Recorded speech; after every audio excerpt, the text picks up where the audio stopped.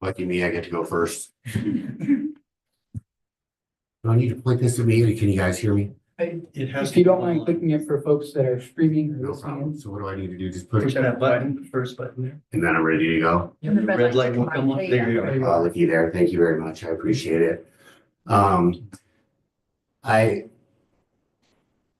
I never really prepare anything. I just kind of open my mouth and let the words fall right out. I wanted to start by thanking everyone again.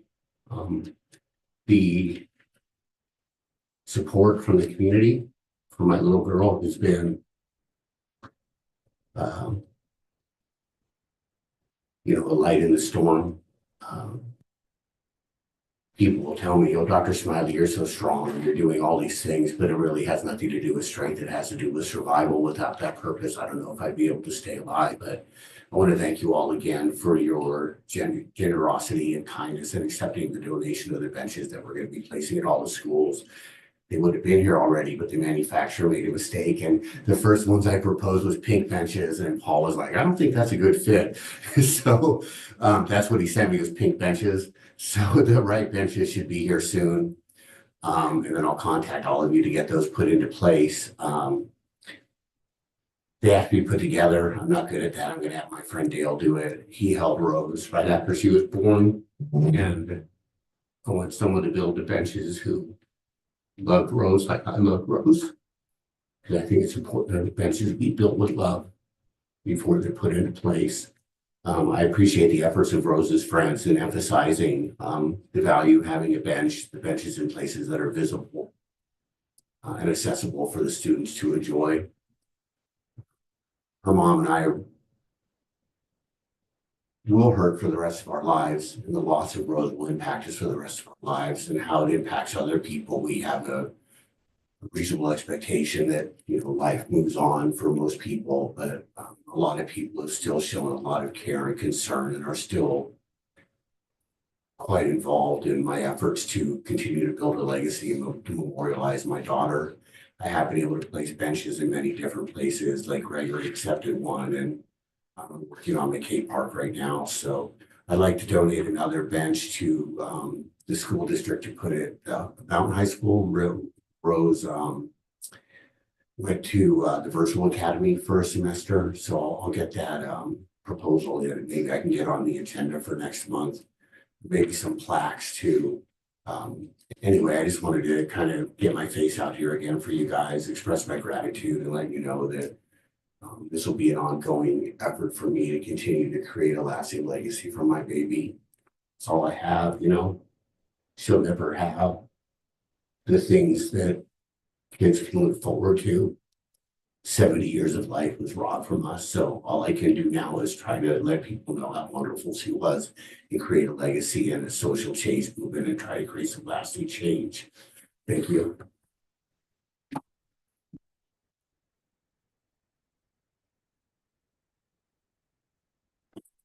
Thank you very much, Dr. Smiley, for coming out tonight and making that time to come talk to us. We really appreciate it. Move on to Brooklyn Daniel, representing Rose Smiley. Topic: Rose's bench placement. And just make sure that red light's ready, and whenever you'd like, you can begin. I originally came up here to persuade you guys to help us put Rose's bench in a more visible place, but our principal has informed me that we have a good spot for it. So I would just like to take this opportunity to thank you guys for helping us put Rose's name in more honor, and to thank everyone who has showed up for her over and over again.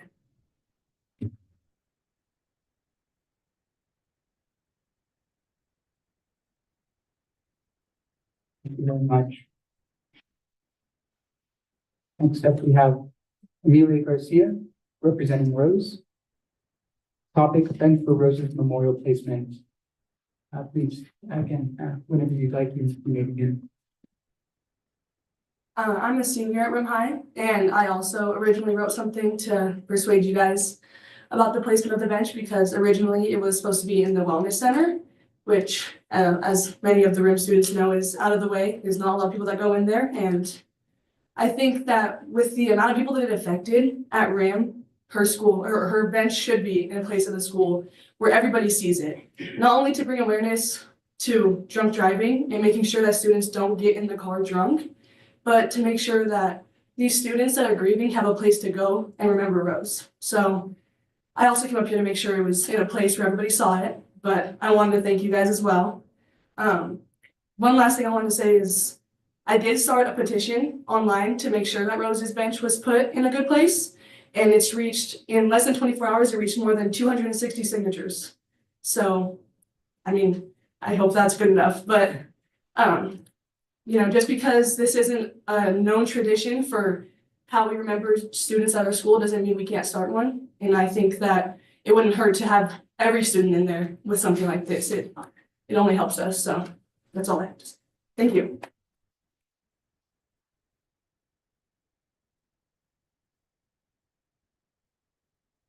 Thank you so much. Really appreciate you all coming out and making time to speak. It's not easy to come to a school board meeting, especially on a weeknight. So really do appreciate that. With that, we'll move on to our next public comment from Carol Kinzel, representing Remed Foundation. Topic: Giving Tuesday, December 3rd.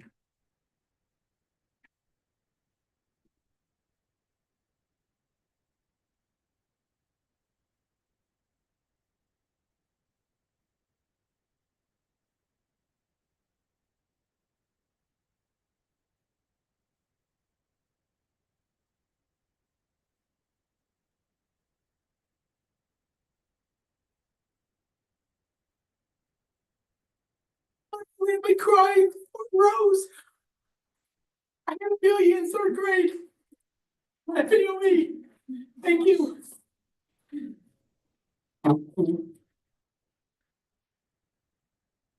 And she's a senior now. Holy shit. Jeez.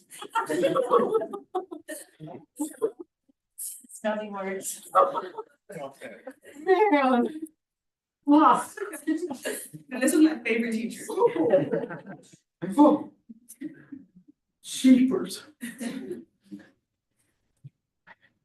And now my 3 starts. I'm here speaking for Giving Tuesday. Giving Tuesday is coming up December 3rd. That is when anybody and everybody can give as much as they want to any type of nonprofit foundation almost in the whole world, in all of the United States. It is a time when people can give and give and give wherever, whenever, to whomever they would like to. For 501c3s, our big push is our RIM Educational Foundation here. Our RIM Educational Foundation, as you will find out next month on December 18th, we will be handing out to the different schools awards for money that helps them purchase all of the other marvelous, wonderful things that we use to enhance our students' education. Be it emotional, be it math, be it whatever, it runs the gamut. We raise the money. All of the money that we raise goes directly back to the school district. As you guys behind me know, the school district does the books and paper and all the basic things. There are so many more wonderful products and programs and tricycles and things out, new basketballs, things out there. Our money helps to supply those needed things to our schools. Giving Tuesday, you guys have this in front of you. I'm showing it to the folks behind. Giving Tuesday, December 3rd, Tap Room over in the village gives us back about 40% of their take for that night. We will have a table set up there. You can come in for $10. We'll have appetizers, stuff like that. You can join our organization, our foundation. You can also give extra bucks. On this piece of paper, there's some back there. You'll find the website, you'll find the phone number, all of the different things. If you get today's Mountain News, the Mountain News, folks, on Rib Ed hosts Giving Tuesday. See where my thumb is? Rib Ed hosts Giving Tuesday. It talks all about it. And then in the last 30 seconds, if you go to A4, right in the middle, there's a thing for the Mountain Lab. And you'll be hearing more about the Mountain Lab. It is right there, the Mountain Lab. So Mountain Lab, but most importantly, it is Giving Tuesday, December 3rd. Come to the tap room, have some nibbles, give your money, because all of it goes right back to our schools, to our kids. Thank you.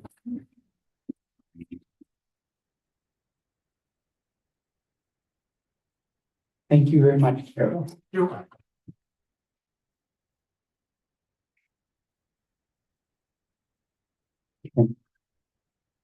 We'll continue on to 8.3, Ring Teachers Association RTA representative and California School Employee Association CSEA representative. Do you have a speaker for RTA at this time? Madam President.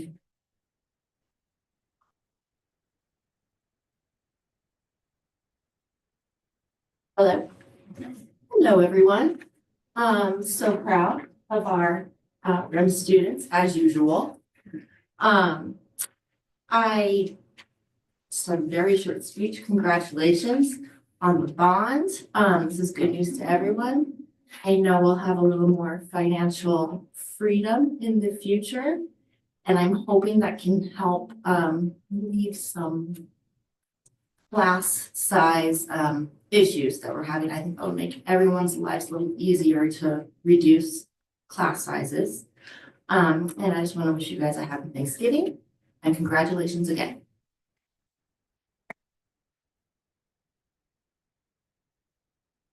Thank you very much. Do we have a speaker for CSEA at this time? No speaker at this time. We'll continue on to 9.0, reports and presentations, 9.1, governing board members' reports. Anyone like to start us off this evening? You gonna go? I'll go.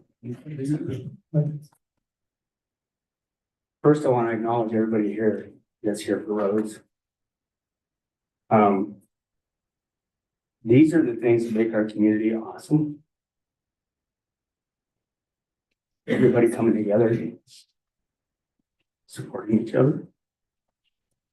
And I thank you for the bench and the benches that you're providing. I hope you continue to do that, because anybody, anywhere, senior center, anybody can learn to control themselves. It's a good lesson. Next, I'd like to thank everybody in the community for their support in the bond. I'm overwhelmed the support that happened. Our staff, our teachers, the community as a whole, all those volunteers that did countless hours just providing that. It just shows that they respect the students. They want our students to be safe. And I appreciate that. That's amazing, amazing. And I hope that we can continue. We're kind of down a path right now that I think our district is not only coming together. There's been some broken parts. I think I see a lot of healing. I think I see more transparency than I ever saw before. I think our unions can work with our leadership team, and the staff as a whole can come together and grow and continue down this road, down this pathway. I'm hoping that eventually our state, our government will fund teachers the way they need to be funded, so that they don't have to have this situation where we have to go back and forth. It could just be made very simple. But I think there's certain people that like to see divide, and it shouldn't be this way. It should not be in education at all. Teachers should be funded, and students should get everything that they deserve, so that they get the proper education and safety that they deserve. So again, I just thank you.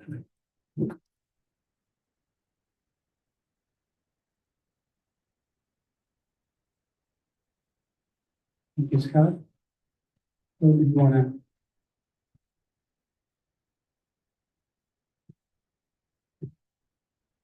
whenever you lose a life for any reason, especially a young person, there is no sense to it. And there's even less sense when somebody's been driving drunk and takes that life. And again, it's good to have you here with us, and we appreciate you. Our love and our prayers go out to you as you continue. This Rose will always be a part of your heart, part of your soul, but there'll always be a missing piece there for the rest of your life. And I know it's going to hurt forever. But our hearts go out to you and our prayers. I joined Scott. I think my order is the same as his. Thank you to everyone who supported Measure E. We're very appreciative of that. Thank you to everyone who voted for our board members as well, and for people who voted against Measure E. We participated in the democratic process, and that's a good thing. And obviously, we're appreciative of yes winning. There's obviously nearly 40% of our community that opposed the bond. And we need to be sensitive to them as well and to their concerns and the responsibility that that gives us as a board and as a school district to make sure that we are very faithful in the usage of those funds that will be coming eventually. I had the privilege of attending the East Valley SELPA training event, which was specifically focused on inclusion. What is inclusion? That's where we're taking students who are general ed students who are receiving services. I just used a phrase that's different. We do not have special ed students. We have general ed students who are receiving special education services. Those students are now, and by state instruction, we are including students in the same classroom. So we have special education facilitators, teachers, assistants, as well as general ed teachers that are together in the same classroom, working together and showing respect for one another and having to help one another. And there's gonna be challenges as we continue through that process. But it was I really appreciated learning it. I want to remind you, we have general ed students who are receiving services. Frankly, all of our students are special, and all of our special students should be receiving a great education from this school district. Also had the privilege of being at Paint the Plow at Valley of Enchantment Elementary School. All of our elementary schools participated in that. Principals and staff, thank you for working that out. We really appreciate that. And that again is a great event with the kids. Watch for the plows. They've already been out, and I know I already saw some of the painted plows that are out there. We had a bus incident today, and it was interesting to see. We had I guess it's hot water that goes. Antifreeze. Pardon me? Antifreeze. Well, it's the antifreeze, but I'm trying to think. The cooling system had a big leak inside the bus. Fortunately, no one was injured. County fire showed up on scene. We moved all the students from one bus to the other. And then later, even San Bernardino County San Bernardino County Sheriff showed up. I think about 6 cars. I didn't know we had that many on the mountain, but they showed up as well. But the children were transferred very well. So thank you to our bus staff who has to deal with even a line breaking inside the bus. And it could have been serious. In fact, one local resident was behind the bus when it blew and actually said they saw something blow, but that would have been in the back, fortunately, in the engine compartment. But then the coolant ended up inside the bus as well. So again, I appreciate the fact that in our school district and really in anyone, education takes everybody.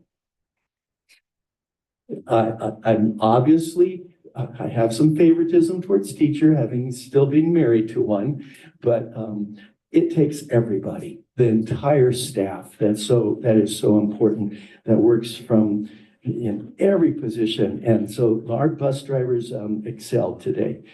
Also, we have a great drama program at RIM, and I enjoyed trying to pick some of the opportunities for how we were going to choose our own Oz at the Wizard of Oz play that took place at RIM just in the last 2 weeks.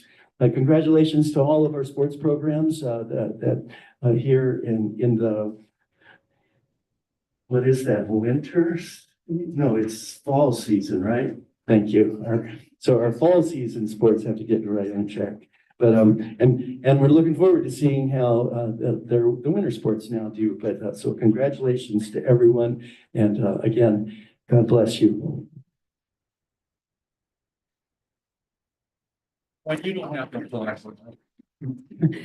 Thanks, Bill.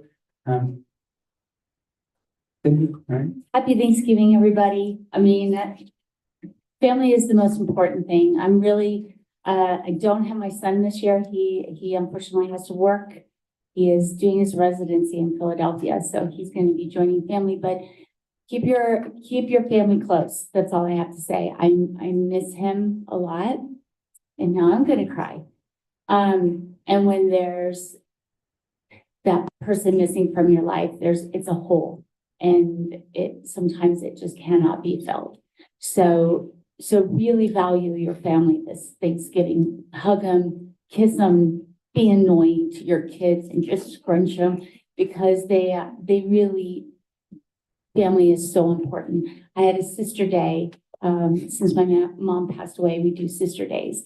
And it was just really lovely to sit with my sisters that I hadn't seen in about a month and talk about stuff. And we realized that as we're getting older, we're picking up habits of our mother. And we're like, wow, that's something my mom would do. That's something my mom would say. So just this Thanksgiving, really not only just hug the ones that are close, but remember those that aren't with you anymore. We light a candle for my mother.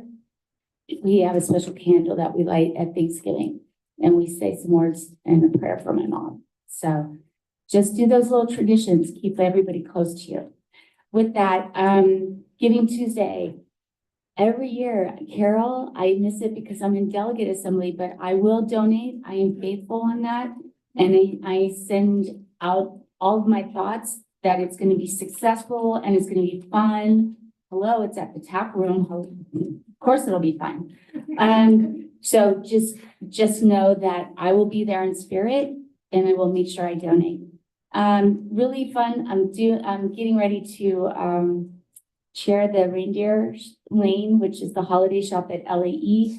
And today I got to see the parent volunteers set up the friendship soup with the little ones, the kindergartners. Oh my God, the tables were beautiful. The soup came in. The little ones helped make the soup, and it smelled so cute. It smelled so good. It was chicken noodle. And they had pies and rolls, and it was just so adorable. So thank you to that continuing tradition of making sure that the littles have that celebration with themselves. I just love the fact that they actually made the soup. That's very cute. Another cool thing setting up today, I got to go in the attic at LAE. I love going into spooky places. I love RIM High spooky places. I'm just saying, I feel privileged. I got to go in the attic. I want to give a big shout out to the RIM High School band for their success. I attended their competition that was hosted by Martin Luther King High School down in Riverside. And they may be small, but holy moly, are they mighty. They are just they're loud. Their formation is just so precise. And when they're done, they're so exuberant, and it's a family. They are truly a family. And when we were walking back to the bus and where they were going to have their meal, they were playing different songs. And as the passerbys were going back, they're like, oh, this is great. Oh, it's 9 o'clock in the morning. Is everybody up in this neighborhood? So it was just really wonderful to see the kids really enjoy themselves and the experience. And it didn't matter how big of a band they were, because they are just big and hard, and they sounded amazing. And they got second place, and their drum major got first place, I think. And so the drum major, second, amazing. Just amazing. So if you ever have a chance to see RIM High's band in a parade or a competition, please go. They really are amazing.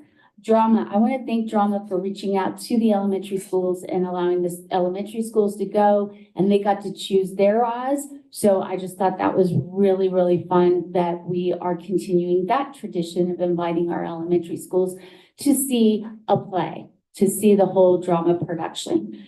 I want to give another shout out to boys, Rem High School boys soccer for being King of the Hill. Both JV and varsity beat Big Bear. So not only football, but now we have boys soccer that are King of the Hill. We like extending that.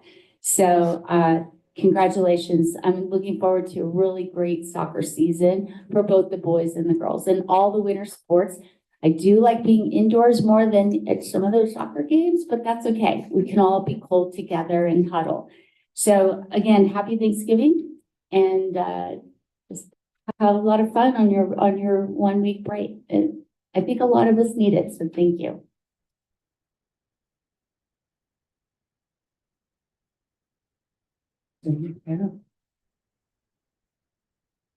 It kind of sucks to go after everybody when you have all your notes written out ahead of time and everybody says what you're already going to say. But I'll fill in some of the blanks here. It's lovely, fantastic to see everybody here. And I know it takes a lot of courage to get up to that microphone. I know I don't particularly care for public speaking myself, and I really especially appreciate it when people take the time and make the effort and let us know where they're at with things. This is a season of gratitude, and I've already laughed and cried, and it's barely a half hour into the meeting, and to hear from folks who are grieving so tremendously, whose hearts are broken, and express their words of gratitude is just truly very touching. And just know that we hear you. And in terms of, I appreciate the fact that what you're going through is incredibly hard, but also to see what an amazing impact already Rose had in such a short amount of time is just kind of a testament to our community that we see each other and that we know each other. So I'm forever grateful to our community for what it's done for my family. And in the good times and in the bad, we do pull together. And it's priceless, and it's something to definitely treasure. With that said, in terms of treasuring, I was at VOE's Veterans Day TK performance. I think also included kindergartners as well. Want to give a shout out to the whole program, but especially Amanda Hawley getting up and speaking for the veterans, to the veterans, and knowing, again, somebody who probably is much more comfortable being behind the scenes rather than behind a microphone. She spoke out eloquently, and then those kids just rocked it. CTK students, they're like standing on their toes because they have to be so big to be able to get their voices heard. And honoring their family members, honoring community members, expressing their love for the sacrifice that people have made, and saying it so loud, proud. It's very touching. Mark Malone was among those who were honored. I love to see him there, and they were singing to him as well. And a little one of our youngest students came up and gave him a token of their appreciation. And it's just a very, very sweet tradition that is at VOE. And I was very fortunate to be able to witness it. Also was at Paint the Plow. As I was coming up the mountain this afternoon, coming down the mountain was a painted plow that had the abominable snowman on it. And it was just so cool to see.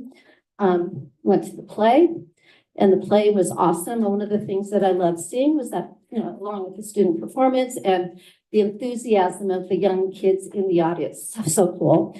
The screen, that's the new addition in terms of having kind of technology incorporated in the backdrop, and understanding from the Nikolai that students actually designed the images that were being projected on the screen. And that was just very, very fun. And it's just nice to see just all the different additions and how we keep on adding to what we have to offer. So that was super cool. Let me see, what else do I have here? Oh, King of the Hill, I believe tomorrow night. King of the Mountain, excuse me. Yeah, King of the Mountain, I wrote it down. Basketball tomorrow night, I believe, is Rim against Big Bear. So that's good. And I believe it's at home. And I think it's definitely something to go out and just throw our support behind. And then, one last thing that I wanted to add was, as far as the bond, I am grateful to our community for passing it. And to add to what, Bill had to say, I take the responsibility very seriously that this is your, as a community, trust to us in the district to use your hard-earned money in the best possible way. Our students are worth it, our staff is worth it. We need to make sure our buildings are up to par. This is a sacrifice that our community is making to be able to make sure that we have the best possible everything for our students. So I have confidence that everybody up at this table and beyond is going to do their best to be able to make sure those dollars are put to the best possible use. So I do appreciate it. I celebrate the fact that we have this opportunity, but I also take that responsibility very seriously. And so thank you. And express to anybody who might be joining us by YouTube or elsewhere, along with the folks in person, have a wonderful Thanksgiving. And thank you for all that you do. We are an amazingly strong mountain, and it's because of everybody's effort and heart that we are what we are. So thank you.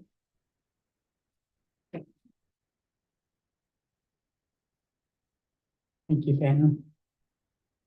I'll round this out. And what else is there left to say? I think that a lot of what can be taken tonight is advocacy. I appreciate everyone coming out and, yes, that everything that everyone has said, but it's also about advocacy.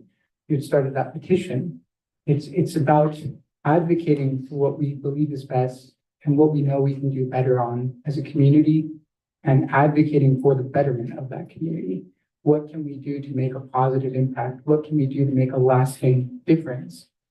And I think that I see a lot of the work here and everything that you all came out for tonight is advocacy. Dr. Smiley, I see your advocacy as well.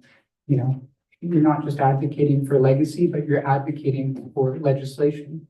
And I think that's commendable. I mean, that's what we all ought to be striving for. And I think the lesson is there's power in advocacy. We are a small rural community, but we do have the ability to advocate, and we can make changes and we can make differences. And to measure ease, and we advocated for betterment of our buildings and our facilities, and I think it's great. But honestly, we should not need a bond measure for this. The state should be funding facilities. If we need AC in our schools, that's not something that we as a little rural school district should have to figure out how to make happen. That should be funded at the state level. The state of California really ought to fund the facilities needs of communities like ours. And it shouldn't come out of our general fund. It shouldn't come out of the same pot that we buy books and supplies and pay our employees from. These are things that just should be givens. From a budget perspective, we ought to include it because it makes sense and it's what's right. No one should have to sit in a hot classroom. So whether Measure passed or not, I said we would be advocating for facilities, even with Measure in place. That doesn't mean the advocacy stops. It's not, oh, good, RIM has some money to do some good stuff. There are other districts out there that don't have money to do these kinds of things, that didn't get their measure or their bond measure. So we still have to advocate. We still have to push for those kinds of legislative changes. In the last legislative session, we had a big win for our district from an advocacy perspective. Getting snow days reimbursable from when we are closed due to an emergency, like what happened during Snowmageddon. And I think we can do the same again if we all come together and put that advocacy forth, not just for Rose's, memory, but also just again, that lesson is advocacy in general. So I'll end the things there. I appreciate everyone so much for coming out tonight. And you're more than welcome to stick around. There are plenty of interesting reports coming up. If that's what interests you, yes. But I find them fascinating. So. And the math report's fascinating. We've got a report on BOE that I'm really looking forward to.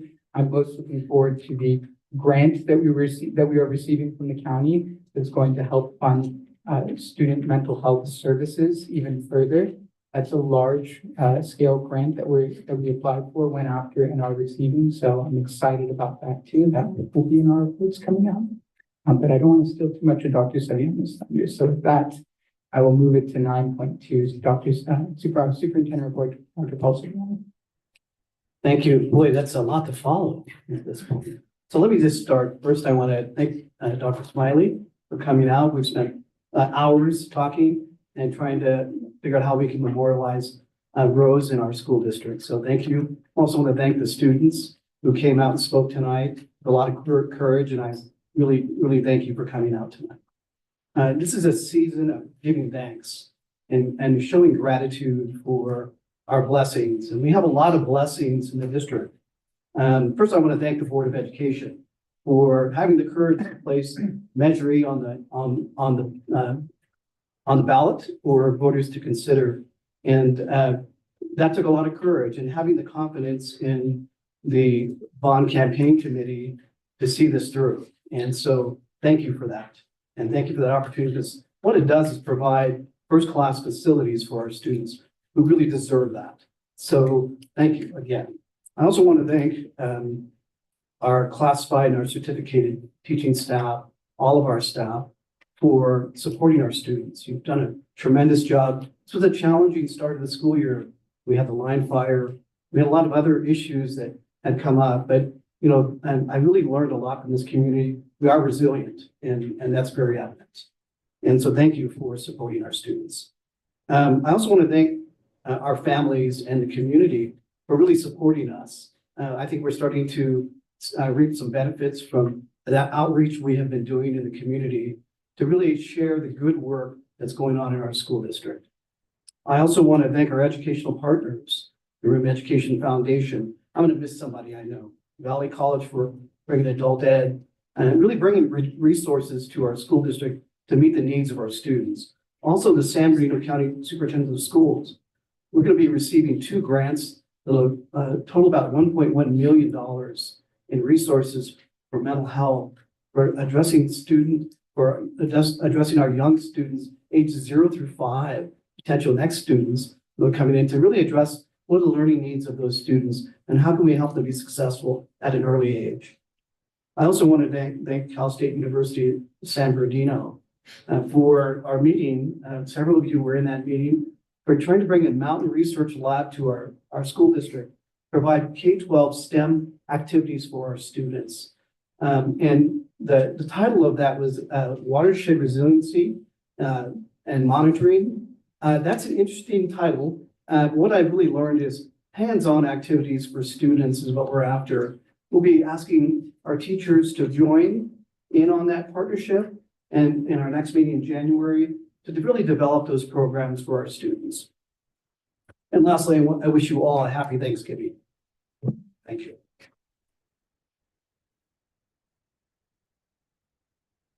Thank you, Dr. Saviano. 9.2, legislative report. Yeah, advocacy.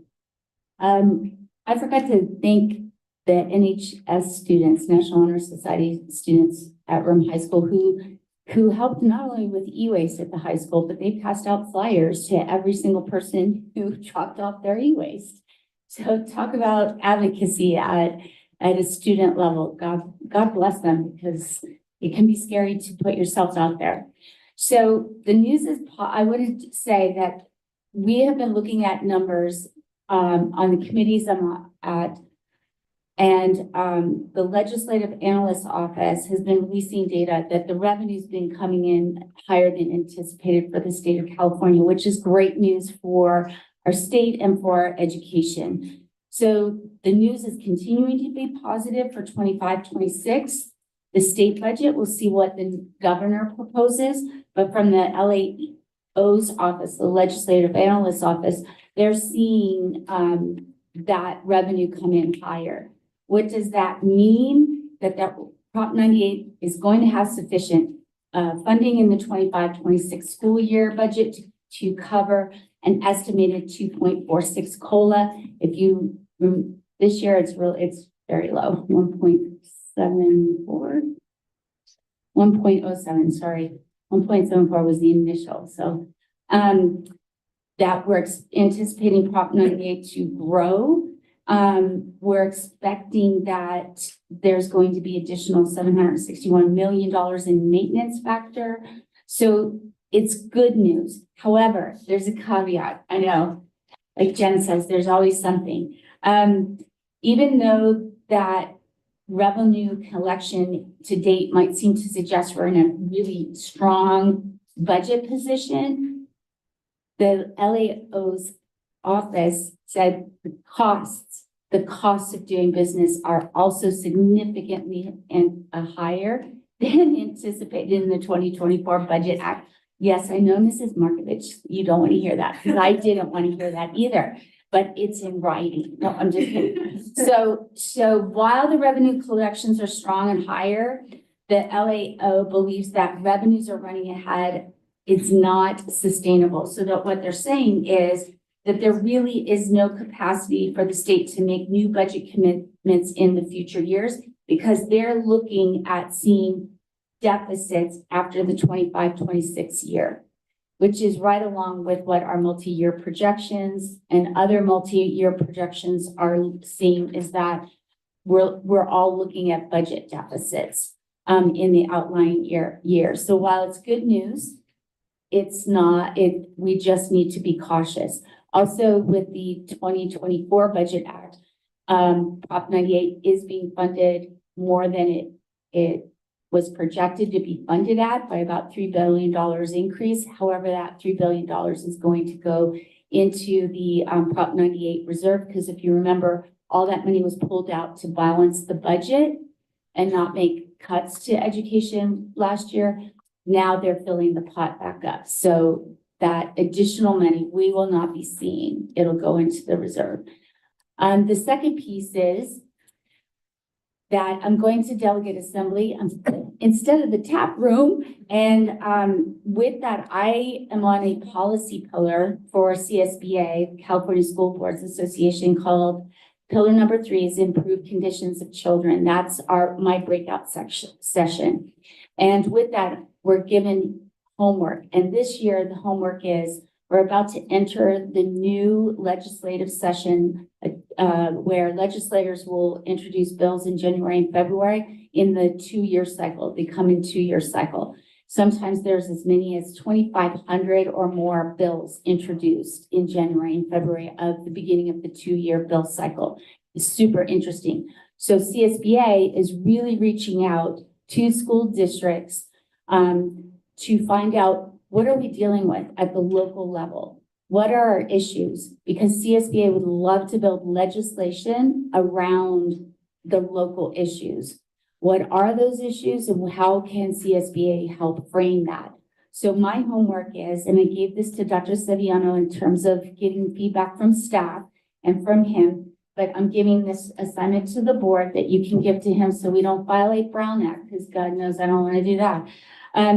What problem do you see with improving conditions of children at the state level? We've already talked, Mrs. Whiteside already threw out there, there's way too many restrictions on some of that money that comes to us. How can we loosen it up? And what is needed at the local level to improve the conditions of children? Those 2 questions, if you guys can send your ideas to Dr. Saviano so he can put it together. Don't worry about massaging it into bill language or legislation language. In the breakout session, what we do is we start massaging the language. We get all the ideas, we kind of coalesce them. We massage the language and then we send it up the chain to the CSBA powers that be. So we really want, as it relates to us, what do we want to see? We know that we talked about, or I talked about, the law that's, said, hey, after 5 days of closure, you get to do a learning plan. After 10 days, you get to implement it. But the challenge is if you're in a natural disaster that precludes getting the tools to the kids, how are you going to carry out that learning plan? If you have no power during Snowmageddon, how can you get kids online? If you're dispersed with a fire and kids are in other states, how do you get materials to them if they didn't take their laptop or books with them when they were trying in an hour to get out of the house and up in the mountains? So just putting it out there, if you guys can give those ideas to Dr. Saviano, then I can take them into CSBA Delegate Assembly. I'm really excited about that. I like advocating for our school district, for our kids, for our students, for our teachers and employees, because I think that we're worth it. And I think we're like Rim High Marching Band. We may be small, but we're mighty and we're loud. So let's use that to our benefit and be able to tell our story, which is the story of other, like what's already been said, other rural districts where we have our stories to tell, just like the urban and beach cities. And that's it for right now. Do you guys have any questions? Say no questions, but one of the things that's also happening, to add to the legislative report that could maybe involve advocacy, is that at the federal level, the House passed a bill that would be eliminating the WEP, the windfall elimination provision. So what is that? If you have any staff in the school district that have also worked jobs outside of government employment and have contributed to Social Security. In California, it is structured such that if you're getting a pension from California, you will reduce how much you get or eliminate how much you might get from Social Security, even if you have earned full, 40 units of credit or quarters from Social Security. Other states don't have that Social Security reduction, but we do have that in California. So it's almost a kind of like a penalty where you've paid into Social Security, but you don't get that money. And that's what that windfall elimination provision that was legislature from many years ago. Basically, is kind of messed up for people who end up going into teaching. They don't get to take full advantage of their Social Security benefits. What's happened is about a week or two ago, the House did pass a bill that would eliminate the WEP and also the GPO, which is the government pension offset, same sort of a thing. It needs to pass the Senate, and it would impact our employees who have worked outside of the public sector tremendously. So the word is advocate to our senators to be able to make sure that this does get through. If it isn't acted upon in 2024, then the process would have to start up all over again in a different cycle. So advocate, contact our senators and get them moving and try to make sure that this gets passed. Did you have something? I think that will round this out then for legislative report. Thank you very much. We have our homework. Everyone heard that, right? You have to get your feedback for legislative priorities. Yeah. Perfect. We'll do that. And if anyone in the public has any advocacy things that you would like to see happen to the state level regarding education, feel free to reach out to one of us so that we can incorporate it as well. Much appreciated. So we'll move on to our next report, 9.4 Student Representative Report. Ethan Smith, you're in the World High School.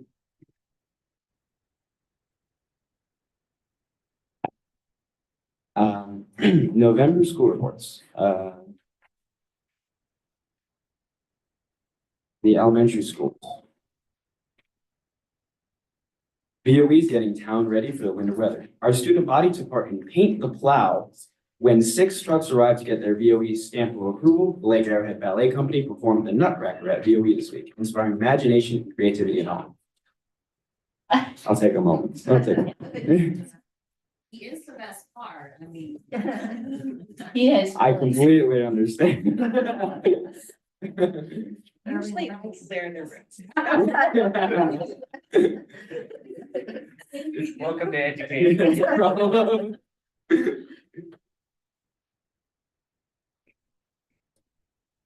Now the party can really get started.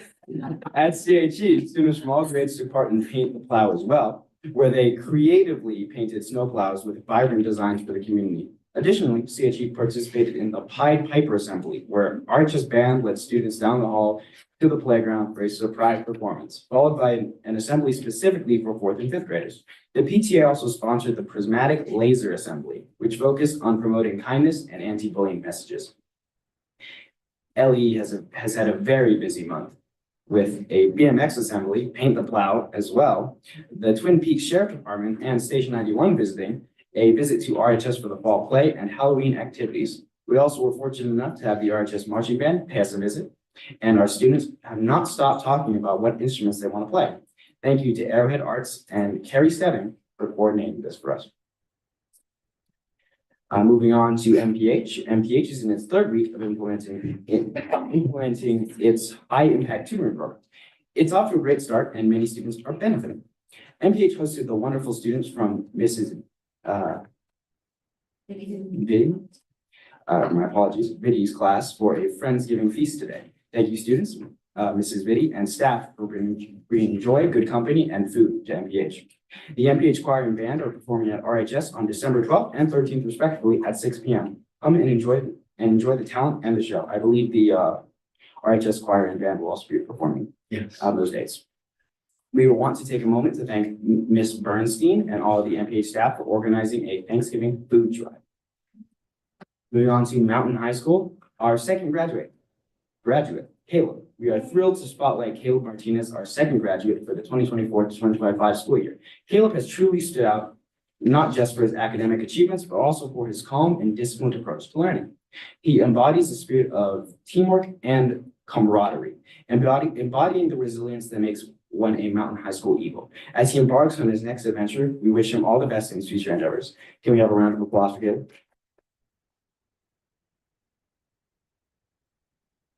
Red Ribbon Week, Halloween edition. With Red Ribbon Week and Halloween in the same week, Mountain High School rang in the spooks by participating in a 10-minute painting pumpkins contest, showing off their creativity and skills at a lightning fast pace. It was wonderful to see everyone getting in the festive spirit. Students then participated in the escape room Danger Things, inspired by the show Stranger Things.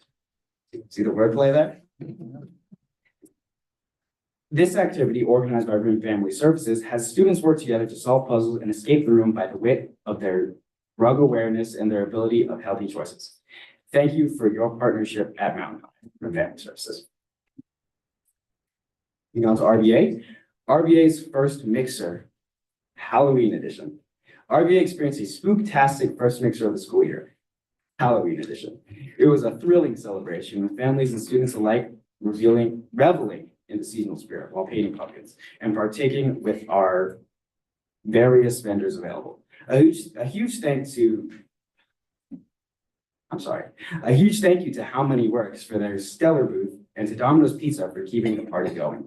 Congrats to Leonardo, our Halloween costume contest winner, whose spidey senses were on point with our student and teacher judges. We can't wait to conjure up even more fun at our next mixer, December 11th. So get ready to deck the RBA halls and bring on the winter festivities. Ooh, that's a Christmas pun. Ah, my homeland. Memorial High School. It's college application season. Oh, yes, it is.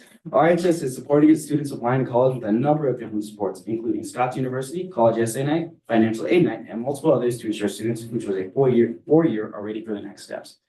Our fall production, Choose Your Own Oz, wrapped up last week. Congratulations to RHS Theater for putting on another fabulous performances. The performances kicked off with elementary previews with shows for all 3 elementary schools. Fall sports are winding down. Congratulations to girls tennis and girls cross country for earning league championships. Boys cross country and football also earned playoff spots. This Saturday, girls cross country will compete in CIF finals, attempting to earn a spot in the state championship race. Tonight, RHS Visual Arts hosted their first semester art show in the RHS Gallery. Pieces from beginning painting and drawing and photography, materials and methods, and ceramics were on display. These pieces were stunning. A shout out to RHS leadership for their thankful tree, which you can see a picture of right there. The name of every student of RHS was placed on a leaf. Students have loved finding themselves and knowing we are thankful for everyone at RIM. I also just want to add again that RHS choir and concert band, not marching band, will be performing in early December in the RHS PC. And that is the end. There too. MPH and I think just MPH actually will be there as well. And then I think that's the end of our school report.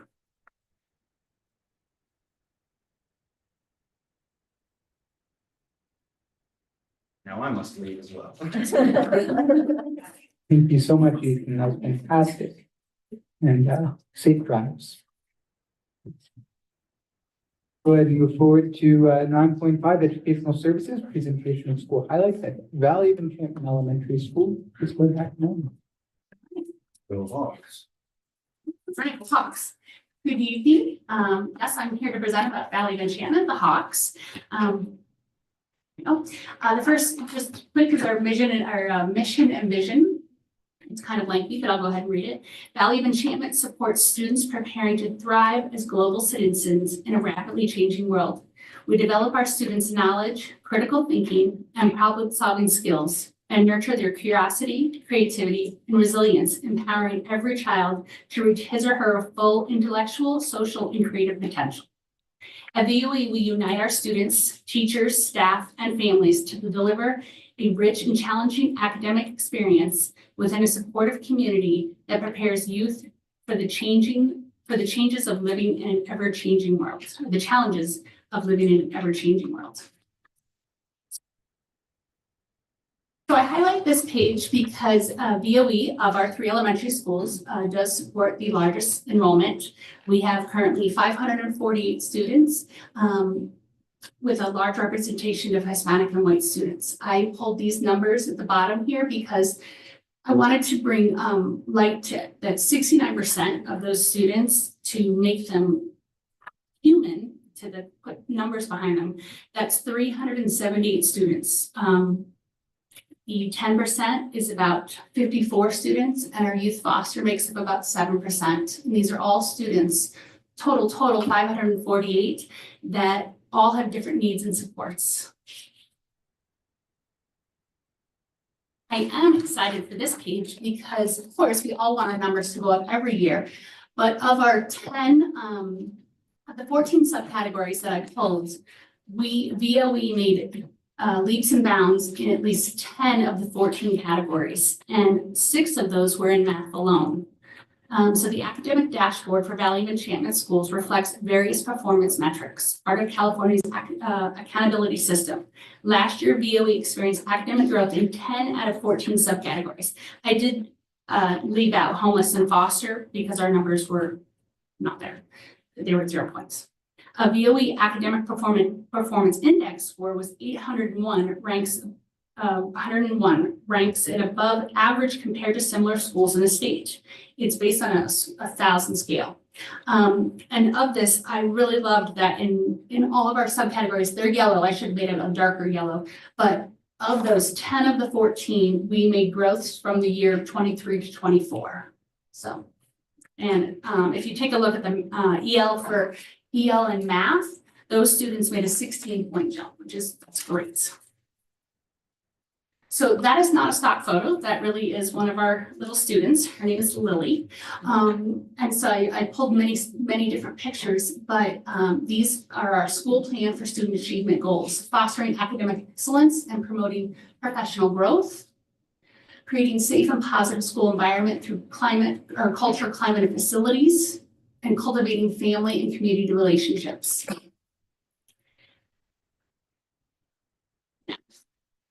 Our first goal, fostering academic excellence and promoting professional growth.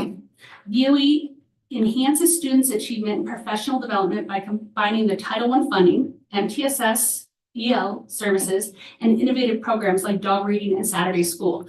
That really is a dog at our school in our cafeteria. Our students love it. There's always a wait to get in.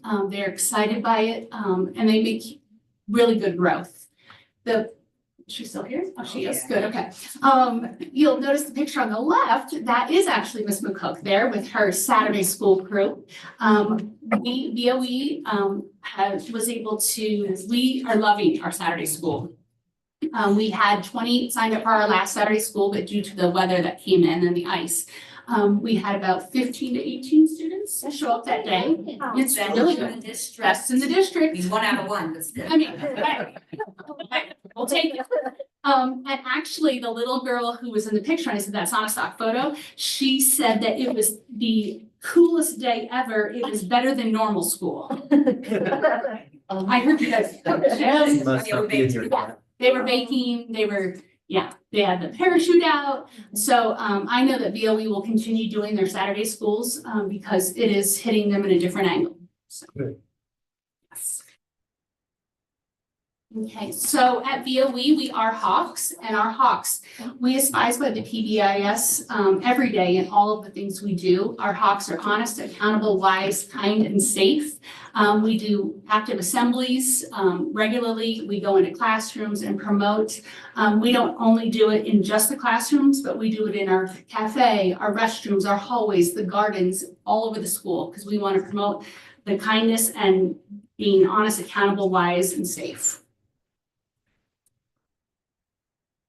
So this is the one that I think VOE really hits strong on. Valley of Enchantment offers a diverse and engaging opportunities to strengthen its partnership with families and the broader community, creating a supportive environment for student success. Our PT activities, school site council, community science night, family paint nights, community gardens, and our health and wellness fair.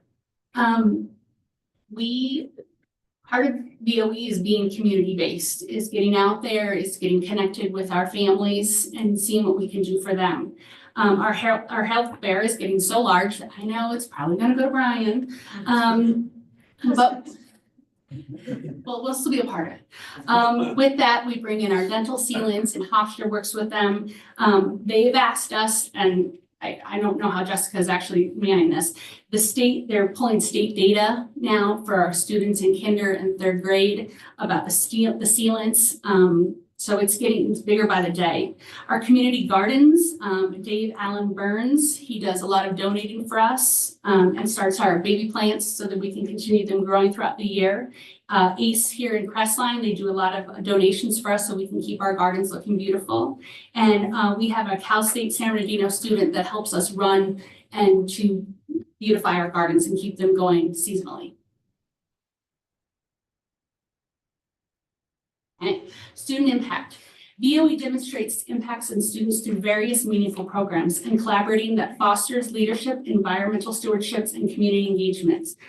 Such things as collaboration with the Lions Club to support Ronald McDonald's House. The Lions Club also does buys all of our helps buy our chicken food feed for our chickens and our quails. They help with beautification projects, and they have also given a donation of $700 to help buy sensory equipment for all of our students, not just those in our special education department, but for all of our students. We also are a Monarch waste station, and you may say, what is that? We have our plants. A waste station is a garden area that provides the monarchs the need services and replenishment on their journeys. Sounds odd, but it is true. We are a NOAA Weather Ready Nation Ambassador with official rain gauges, and we have a Hawk Squad, which is our 5th grade PBIS team, and they help our younger students throughout the day and get, right here you see one in a hawk suit right there, but this group goes around and helps where we need them throughout the school. And then, of course, Jackie had a ton of pictures, so I needed to put some pictures in too. So those are our little students. Yes, beautiful VOE kids. Miss McCook, would you like to share which one is yours? Oh, yeah, that one in the top. The top third. With the weird hat on. Top third, that's a little Charles. Yes. Waiting for a kiss goodnight, so it's good. I'm going. That's it. That's all you wrote. Thank you.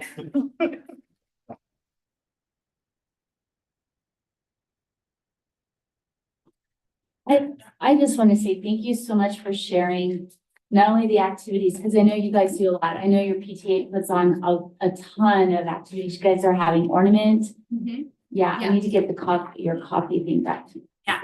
I know. So, but I just appreciate the fact that there's so many data points that shows that what you're doing, and not just good first instruction, but all the other pieces, the mental health aspect, the feeling, the sense of belonging, these leadership opportunities. All of those are layered pieces to success, to student success. And I just love the fact that you can see it to EL students, especially for me. I love it because it gives their success in elementary. If it continues, that means it opens up the possibilities in high school for them to take more elective classes.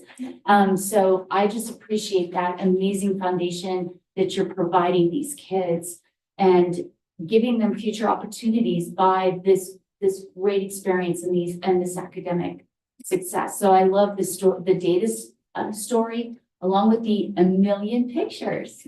Those are just as important. If you in all of our schools, I know that, our students are not just academic based. Our students come with a wealth of, needs and years and wants, and we need to help support that. The environment in our schools change every day. And by having gardens and by having animals there and different activities to support that. Our first family engagement last year was so successful. We had planned for about 75. Over 150 showed up and we were like, oh, okay. And we had gotten many parents saying that they needed that. It is what, they loved the activities for their students, but they loved it for themselves. So our first one, the first parent engagement is actually on the 12th of December. And we are doing painting of ornaments and hot cocoa for everybody. And we were going to bring out both Room Family Services and Mountain Counseling to be there to help support families as well, just so they can help give guidance. And even though you have a large, wrong way, even though with the low income students, they had a significant jump in math scores as well. Yeah. Significant, going from 16.84% to 24.44. Huge. That's significant in math. So just kudos to everybody at that school site for putting together such great culture. Thank you. Thank you.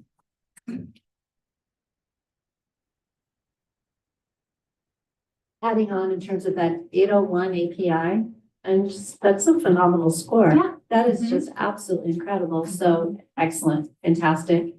And just in terms of the staff, not to say it's not happening in other campuses, which it is, but the staff love and commitment and going the extra mile at VOE is just spectacular.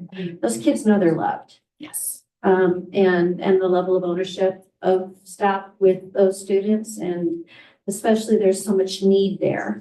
And you just feel it when you're on campus and you've created that kind of environment. And so you have a lot to be proud of. Thank you. Yeah, we are, people say, very cliche, oh, we're family, but no, VOE really is a very unique family.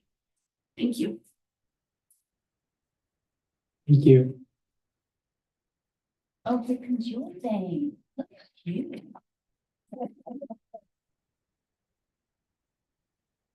9.6 Educational Services Presentation on Math Program, California Math Framework 2023 updates and instructional models.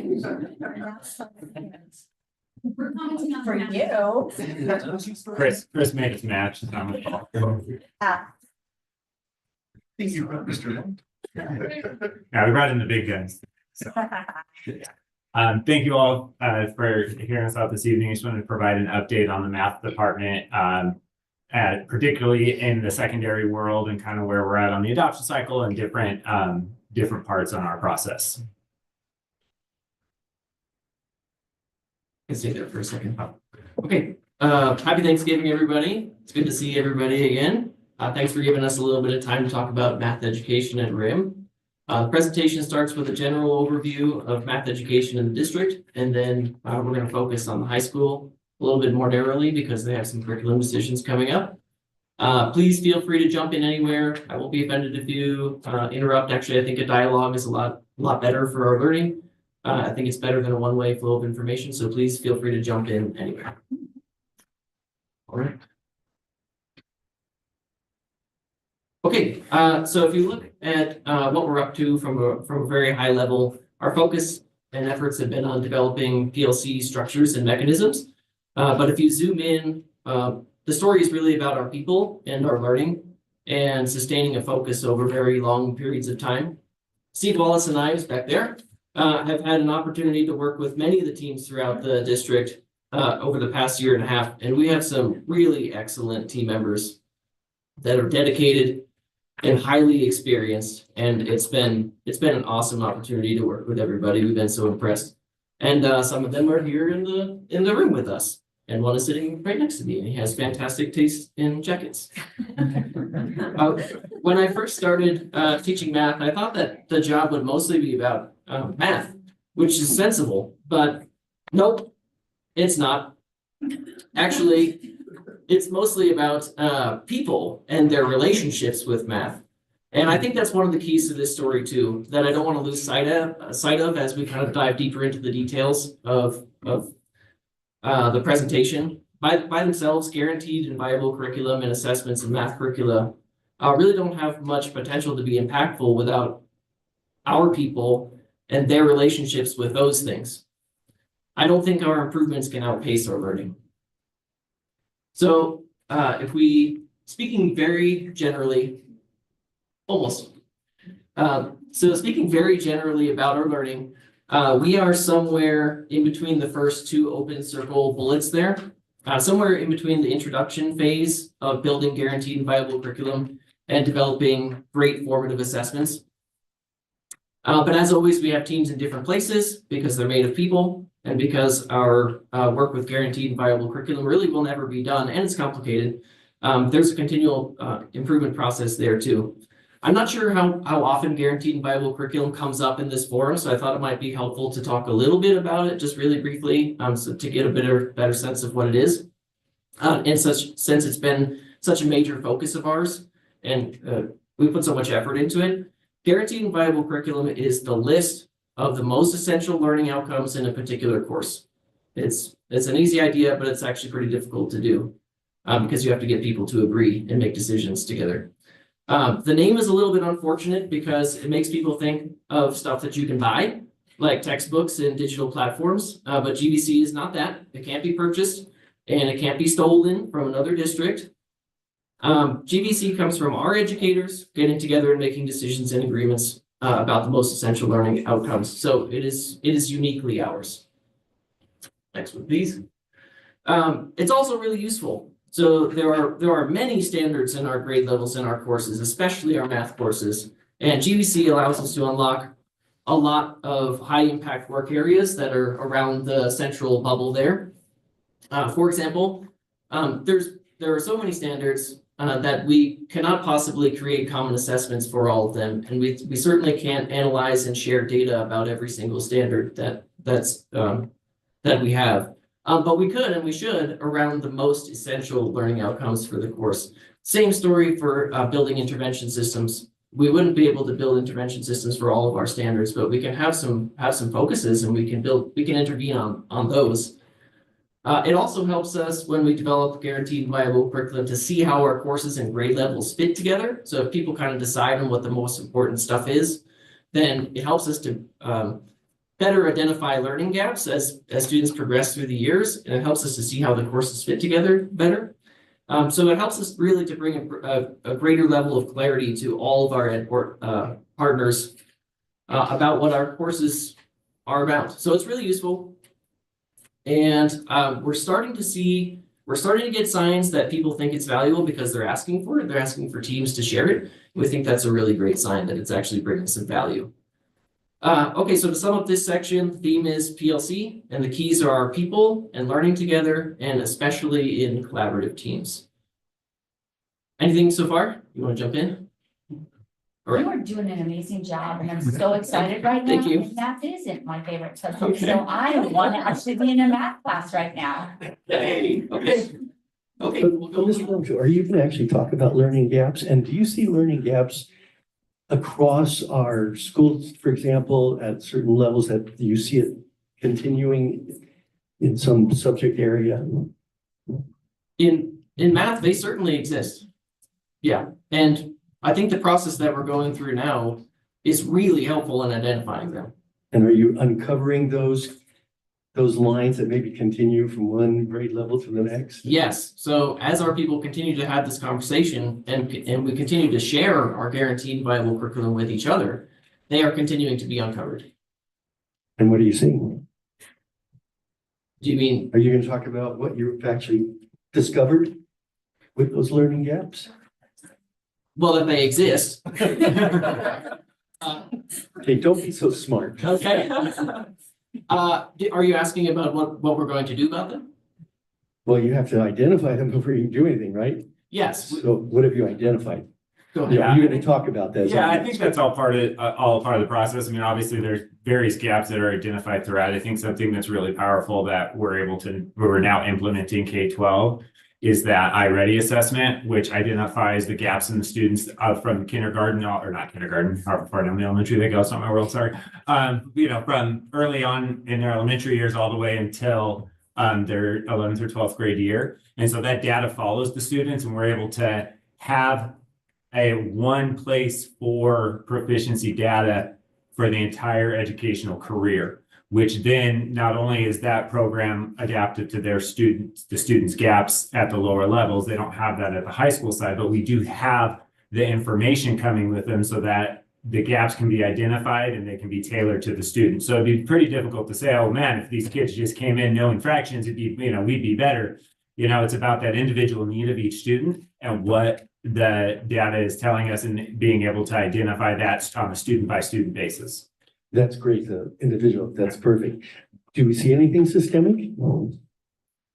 As far as like a particular area of focus, I think something that we've noticed across the department, certainly at the high school level, is that the foundational skills are a bit of a lack. And so therefore that's creating a difficulty for the more complex topics at the high school level. So certainly that exists, but as there's more and more interventions coming in place down at the lower levels, as well as, consistent data that's tracking the students the whole time, I think those will be more easily identified and intervened with early on, which will allow the students to come to us with the foundation that they need. Good. Okay. So it was also recently time for our teams to make some decisions about math curricula. Unfortunately, it's not a great time to adopt math curricula. I'm not sure that there is a perfect time. I don't think there is. But publishers at this time are still they're finishing the writing of their products to react to the new framework that was recently adopted. So we had our initial curriculum committee meetings with both elementary and secondary, and our elementary and middle school teams decided that they should wait to let some of the dust settle. We're hoping to send those teams to publisher fairs in the spring of 26. Ideally, that would happen. More on that to come, I guess, as we get closer. The high school team has more urgent needs, and unanimously decided to move forward with the adoption process, despite the trickiness of the timing. I'm going to hand it over to Brian to talk a little bit more about some of the history and the details of the high school. Yeah, absolutely. So in 2014, we had our most recent full adoption, which, a 6 to 8 year timeline. 2014 plus 6 is 20, and there's just a couple of things going on in 2020, right? So the departments across the schools decided that they were going to use an open up curriculum. It was a really nice bridge adoption for us. It was a free curriculum, readily available online. There are physical copies of it, but it's predominantly based online, and it served as a very good stopgap for us in that time. But now as we're gearing up again, particularly with a focus on those foundational skills, Dr. Millinger, that you were talking about, or that I was talking about with you, is that we needed a adoption that had a little bit more skill focused, that is a little bit more conducive to in-person instruction. And that's really where the driving force behind the high school deciding to move forward right now versus the elementary and the middle schools, wanting to wait until what could be a little bit more convenient of a time. So like Chris said, the high school team across all 3 sites, that's RIM Virtual, RIM, and Mountain High School, everybody wants to move forward because of where we're at in this adoption and what we need, because we have this need for new materials. which then brought up a conversation about the potential of moving back to, right now we're an integrated math model and moving back into an algebra, geometry, algebra pathway, which we'll talk about here in just a second, what that would look like. So this is a discussion that's occurring right now. So prior to that 2014 adoption, every student who came through high school took Algebra 1, then Geometry, then Algebra 2. At the 2014 adoption, the school rolled over into an integrated model. That's integrated Math 1, integrated Math 2, and integrated Math 3. So it's basically taking the concepts and merging them together across the 3 different models. The integrated model has a greater dispersion of the math domains across the 3 courses. So it's not strictly taking an algebra course, right? It's the idea is that they're all interwoven together. And we as a high school, all 3 high schools have been implementing this integrated model now for approximately 10 years, from 2014-15 school year on. So why are we even discussing looking at the other, looking at possibly going back? The integrated pathway for some teachers feels a little fragmented. I know this is an experience. My background's in science. I know this is a discussion. This is exactly why many districts, when I was in San Bernardino City, we decided, and here this was decided also to stay in a 3-course model, keep it biology, chemistry, physics, rather than go integrated science 1, integrated science 2, and integrated science 3, because it did become a little fragmented in the science world. And that's kind of the feedback that we're getting from some of our teachers. And there's a little bit of a loss of clarity of focus because of that integration. Despite the framework, guaranteed viable curriculum work that we're doing, it's proving difficult to equitably enter or basically get all domains of the math done equitably across all 3 subjects, and there's different pockets that kind of get left out or easy to get left out, rather than geometry in particular is one that is kind of pushed to the wayside a little bit. Maybe you want to add on that? No. Okay. Make people dizzy. So the framework defines integration, 2 types of integration. The first type of integration that is discussed is students being able to make connections between different strands of mathematics within the math classroom. The second type of integration that the framework discusses is students being able to make connections between the math and what's happening outside the math classroom. Then the framework goes on to say that regardless of the pathway that you choose, students will be able to do that. The framework doesn't promote one model over another, and it's a really well-researched document. The works cited section of that thing is 73 pages long, has over 1,000 citations. So I feel like if there was evidence to support one pathway over another, they'd probably put it in there and say it. The framework also, is it this way? Yeah, okay. The framework also promotes teaching around big ideas in math, which pairs really nicely with the work that we're doing with guaranteed and viable curriculum. And they provide these nice maps. This is the big ideas map for integrated math 1. And this is the big ideas map for algebra 1. And the reason why I included these in the presentation is just to show that the framework is showing us that we can achieve the integration type 1 regardless of the pathway that we choose, and here's how we can do it. These are the connections between the big ideas. It's also worth noting, I think, that there's a noticeable difference between the big ideas map for integrated math 1 and for algebra 1. The math 1 big ideas map is significantly more complicated because they added 3 nodes to it. And it's an opportunity for more connections, but it also, I think, is contributing to that fragmented feeling that we're feeling in the implementation of that model. And it kind of takes away a little bit of the clarity and the focus. It even looks fragmented. Sorry? It even looks fragmented. Yeah, it's a difficult one. So I think the algebra 1 kind of like lends itself to the clarity that we're trying to bring to the classroom.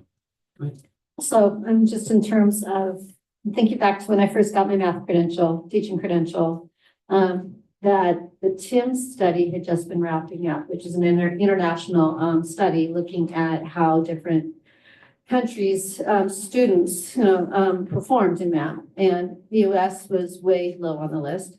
And one of the things that they found with that study is those countries that did fewer concepts, I'd say an inch wide, and went a mile deep at those concepts, those students were much more successful than as how it was described with how our curriculum tends to be in the US math-wise, is a mile wide and an inch deep.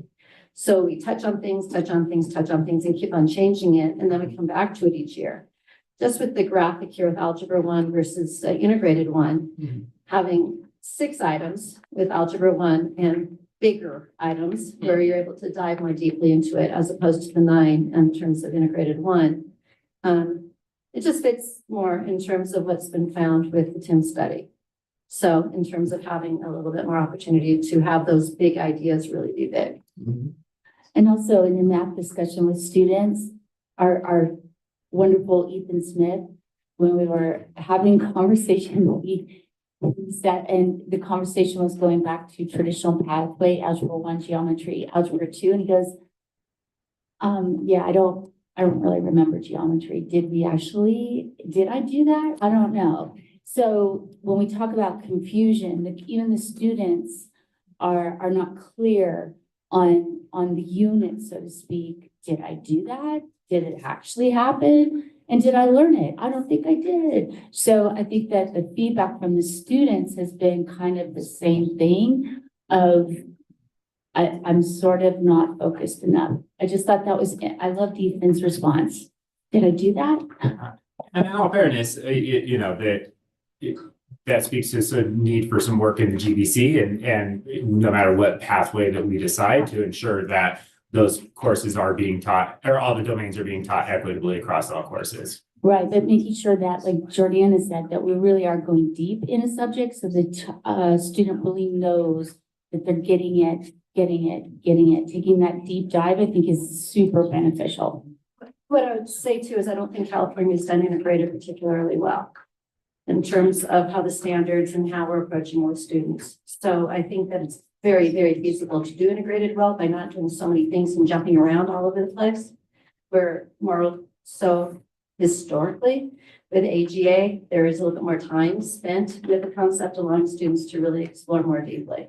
So I would hope that in the coming years, when we see new textbooks, there is more deep dive. So, and that's a little scary in terms of what direction they might go in. So it is possible to do either way, I think, really well, but it's more a matter of allowing the time and the structure of the standards to allow teachers and students to spend some time in a concept rather than rush from this and that and not really get that comfort level. Absolutely. I think that was Agreed. Ethan's point.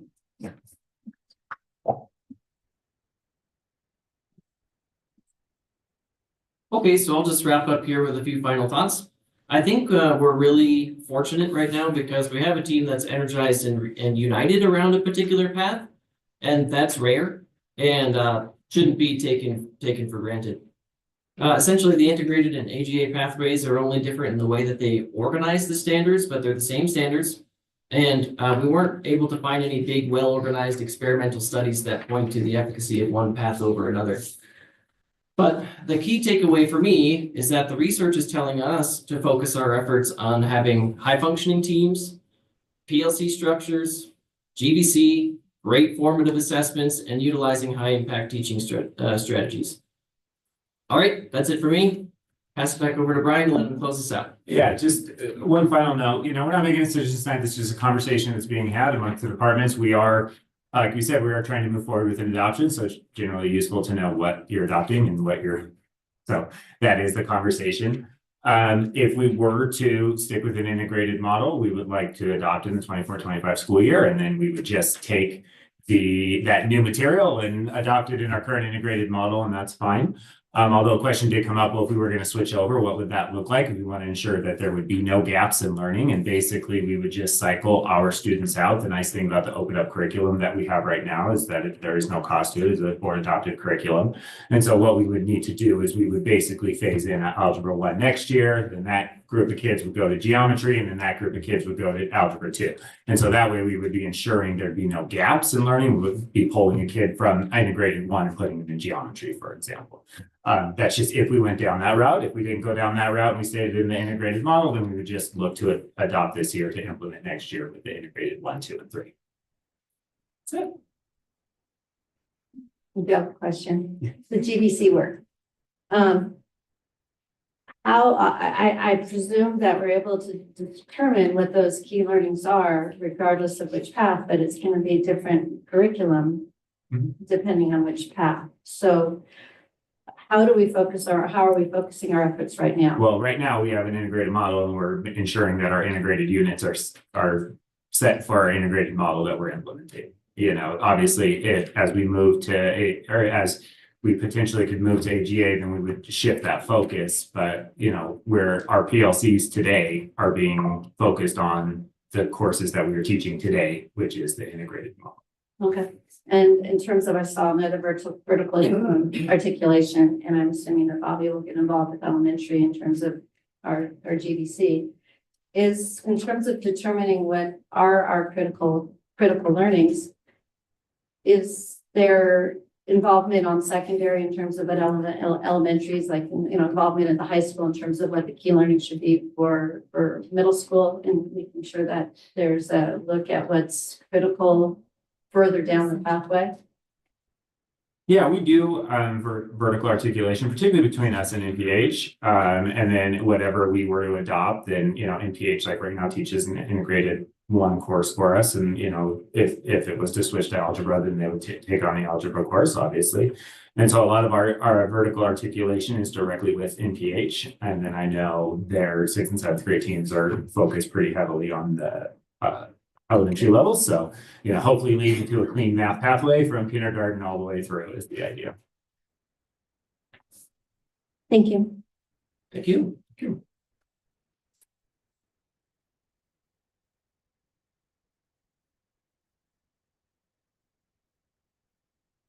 Thank you very much. 9.7, Educational Services, presentation of the 2024-2025 Expanded Learning Opportunities Program, ELOP update.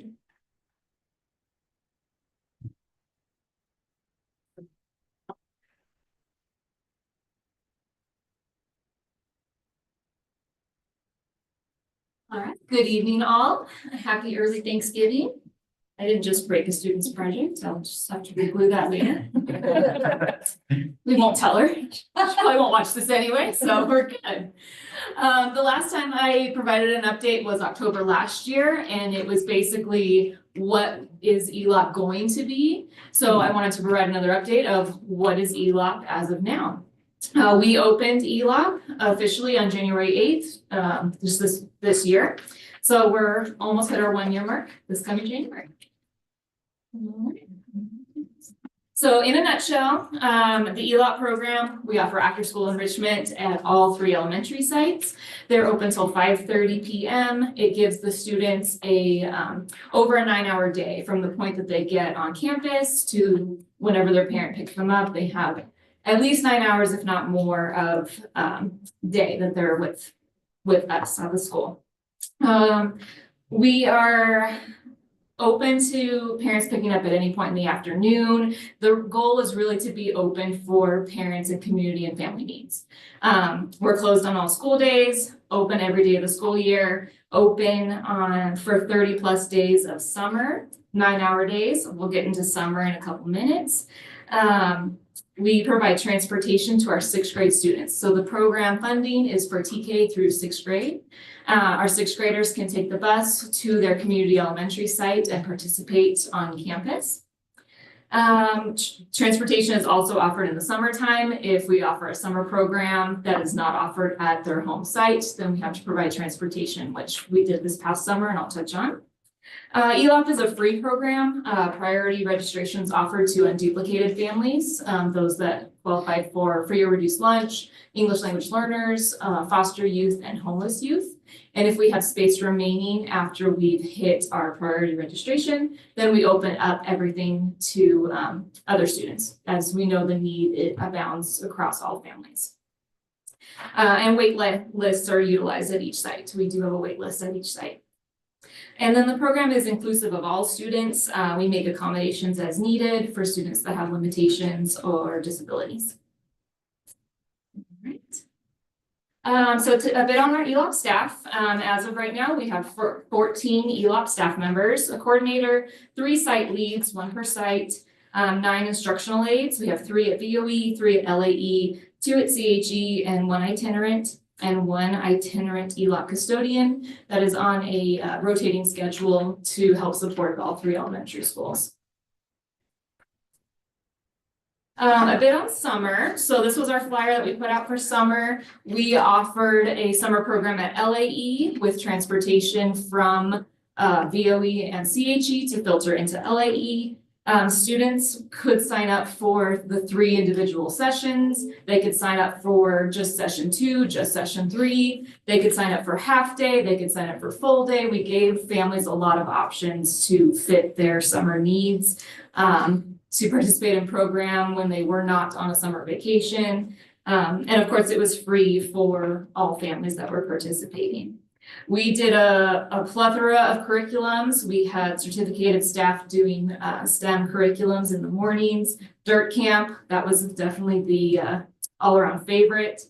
All the way down to pirate camp, build a better world. The kids were busy, hands-on activities the entire summer. Afternoon, we had various activities. We had outside vendors come in. We had Rim Family Services, Mountain Counseling. We brought in Code Rev to do coding and robotics, science assemblies. We did a little around the world. They got to participate in activities and crafts from around the world and got little stamps in their passports. It was a fun summer, a busy summer, but a fun summer. So a bit on the numbers from summer. We had 176 enrollments in the summer program that were enrolled in at least 1 session. Again, some families enrolled all 3. They wanted their students to attend the entire 9-hour days, 30+ days. And then we had some that just did half days. We had a variety. 164 students actually attended the program. So we had a good attendance rate. From those that enrolled, we had 22 students on the wait list. And then I broke it up on, you can look what site, what grade level, how many students from each site were enrolled, and how many students from each site actually attended. So pretty comparable across the board. We had the highest enrollment of LAE students. It was at LAE. So I'm hoping this coming summer we'll pick a different site. Then that way we can pull students from across the mountain. Again, offering transportation to any sites that we are not offering the program at. So our current after-school program, we have 187 total students enrolled in an after-school ELOP program. Again, I have the numbers broken up for you by site and by grade level. 62 total students at CHE, 62 at LAE, and 63 at VOE. Waitlist numbers are listed on the bottom, 18 at CHE, 17 at LAE, and 35 at VOE. When the first day of school, the VOE waitlist was 55, so we've actually brought it down. And actually, now that I'm thinking about it, that number is now 34 as of today. I just hadn't updated it yet, so here we are. We have it, since the program's a free program, we do have an attendance policy. We don't want a family signed up, then not showing up. So we do take attendance on a regular basis. We do make sure that students are attending regularly the days that they're enrolled for. There's no policy where they have to attend Monday through Friday. If parent just needs help on Wednesday, they can sign up for Wednesday only. We have a lot of students that just sign up, Tuesday, Thursdays. The goal is, what are the needs of your family? How can we help support you in meeting those needs? And then this is our current daily attendance. Our busiest days are Tuesdays, Wednesdays, and Thursdays, with Mondays and Fridays being on the commerce side for most sites. And then a jump that we saw was when we opened last January, the average student was attending 2 to 3 days a week. It seemed like parents were going to try it out a little bit, see how their students liked it, and we've seen a huge jump I listed the average number of weekdays a student is enrolled on the bottom. Yeah, I mean, VOE, the average student is 5 days a week. They attend the full week. The majority of emails that I get from parents are, my student loves it. Can we add more days? We'll see. Let me look and see where we can squeeze them in. So the students are loving it. They are wanting to do it more days. We have a large amount of kindergartners that will come from 12:15 when they get out until 2:40 when their sibling gets out, and the parent picks up both students at the same time. So that's been another need we've been able to fill with our families. Okay. I wanted to include some pictures of what our portables looked like before ELOP and what they look like now, because they have gone through quite the transformation. So this was CHE beforehand. Portable, one of them was formerly used by Boys and Girls Club, but they weren't using it. And the other one was the PTA portable, who I'm sorry I had to relocate, but I think they understood. Oh my goodness. I know. Thank you, PTA. These are the CHE rooms as they look now. We've purchased new furniture, carpet, LED lighting, technology, heating and air, new roof, new gutters. Anything else, Jim? Was that it? What? Oh, ramps. We got new ramps too. These were the rooms at LAE before. One was used for music and then a whole lot of storage. And then the other one was the sensory room. And these are our LAE rooms now. They really like trees over there, so they've created trees in the middle of each room. And they like to move the furniture around pretty much on a weekly basis. I never know what I'm gonna see when I walk in there. So that's okay though, keeps the kids on their toes.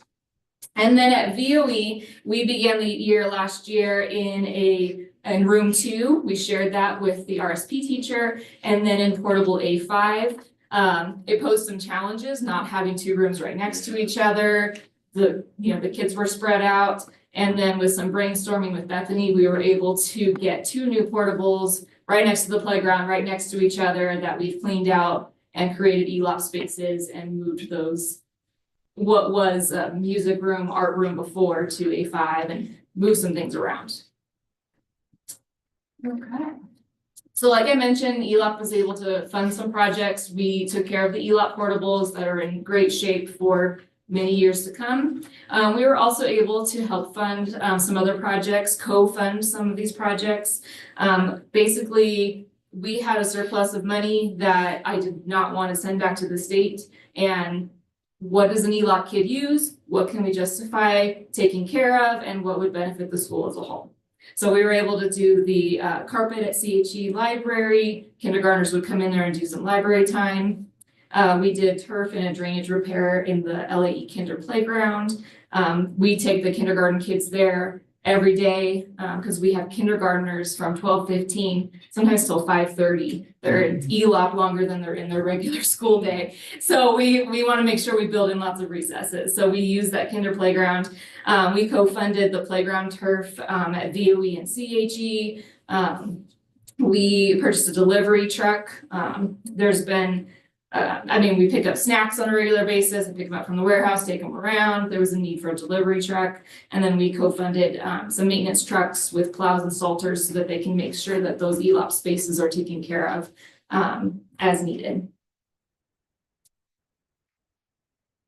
Okay. So we provide snacks, fresh fruit on a regular basis. Some of the favorites are granola bars, muffins, cheese and crackers, salami, goldfish. They love yogurts, smoothies, and then we always have fruit. They won't eat an apple during the regular school day a lot of times because they're too eager to go out to recess, but they will eat 3 apples in the afternoon ELOP. And we need more apples. Great, I'll get some more apples. Let me call Lisa. So they are loving having the fruit. They're loving having the snacks. They're hungry all the time, and we're okay with that. Any allergies, dietary restrictions, we work with those students. And then of course in the summer, we provided breakfast, lunch, as well as afternoon snacks for the summertime. All right, a bit on technology. Each site has quite a bit of technology that we've been able to purchase. 4 laptop carts that are filled with PC laptops, 1 iPad cart with 30 iPads. We have some additional iPads that parents and staff use to check in and check out every student. Headphones for all students.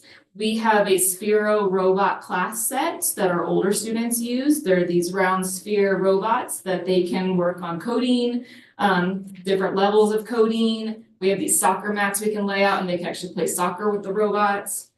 We have IndyCar robot class sets. That's what those little colored squares are. So basically they set the little car on the colored square and it goes different directions depending on what color. So it's kind of building these early coding skills.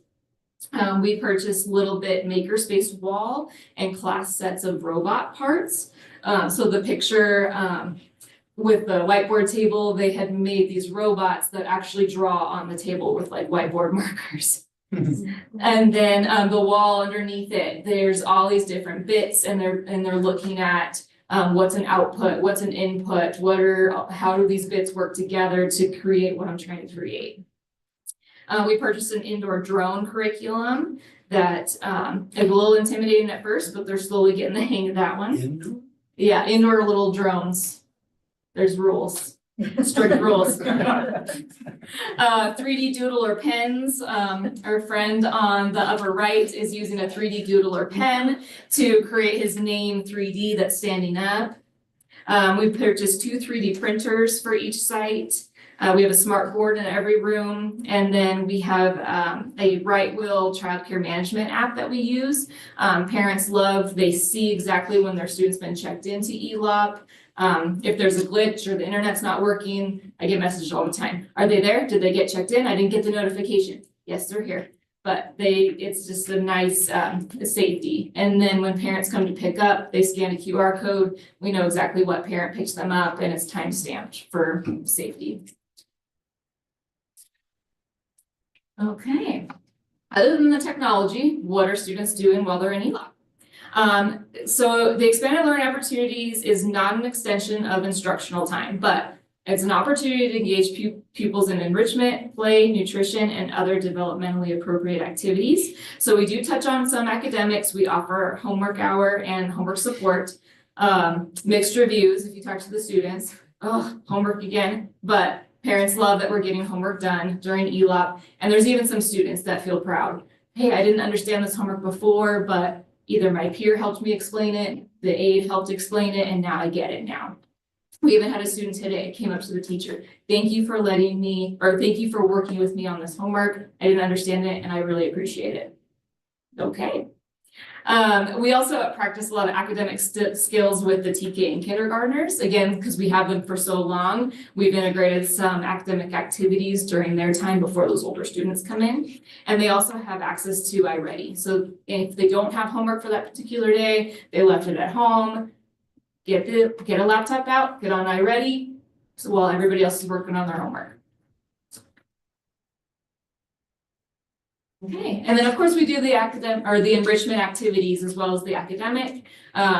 We try to create a mix of things just to spike the students' interest, arts and crafts, STEM activities, sports recreation, computers coding, robots and drones, social and emotional skills, nature activities, we'll talk about those in a quick minute, games, and then soon to come is cooking and nutrition. I'm working with Lisa Rhodes on offering our child nutrition staff some extra hours a couple times a month and doing a cooking nutrition class with the ELOP students after school. So we've gotten a curriculum from the county. They're sending us free supplies, which is great. And the cafeteria staff is so excited. They already know these kids. They already serve them breakfast and lunch on a regular basis. So to get some extra time, they're really excited about that. And then one thing I didn't add on here, but is coming soon also is some ASL lessons. We have a volunteer coming in to do some ASL lessons. It got pushed back because of the evacuation, but we're on track to do some ASL lessons as well. And then a couple things I didn't put in here was I forgot, we offer hours for workability students. So the workability program at RIM High School actually sends students to our campuses to get their hours in and to learn how to work with students in an after-school program. So we're excited to have our RIM students on campus as well. And then we recently did a lights on celebration where they did little light bulb crafts. It's a nationwide celebration that the lights are still on after school. And every student got to make light bulbs, do a poster contest. We did snacks. We made it a real celebration. So I'm going to show it.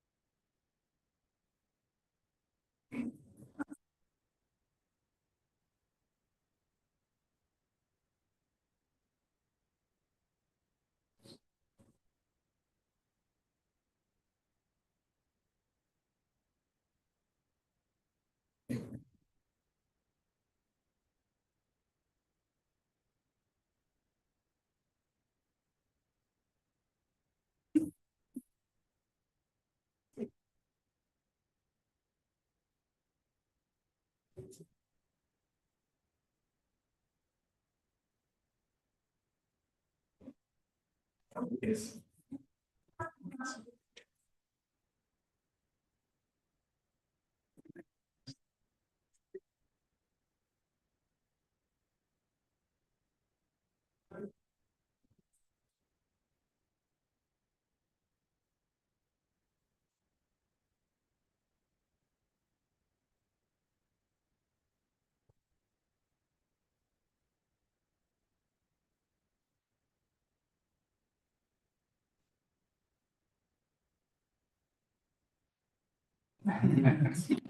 Bird calls. This week was the favorite. They made bird calls. So they were, I warned the parents, I go, they have this and they will use it at home. They will. And then they also, this past week, they did compasses, but they actually magnetized them so they're working compasses. So a lot of fun nature crafts. We tried to really touch on what's something hands-on, what's something they can maybe take home and share with their families. So that is it. Any thoughts, questions? You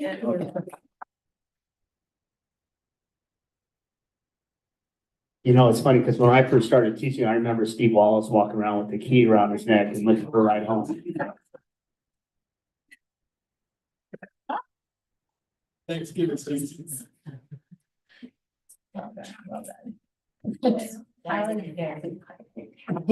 What an amazing program. Thank you very much. We'll move on to 9.8, Educational Services, presentation of the Children and Youth Behavioral Health Initiative, EYBHI. Please, thank you. Good afternoon, everybody. My presentation has no pictures. So I apologize. But Room of the World Unified School District applied for a grant through the San Bernardino County Superintendent of Schools, and we were awarded a good chunk of money to spend on resources for students in mental health and behavioral health aspects. So a little bit about CYBHI.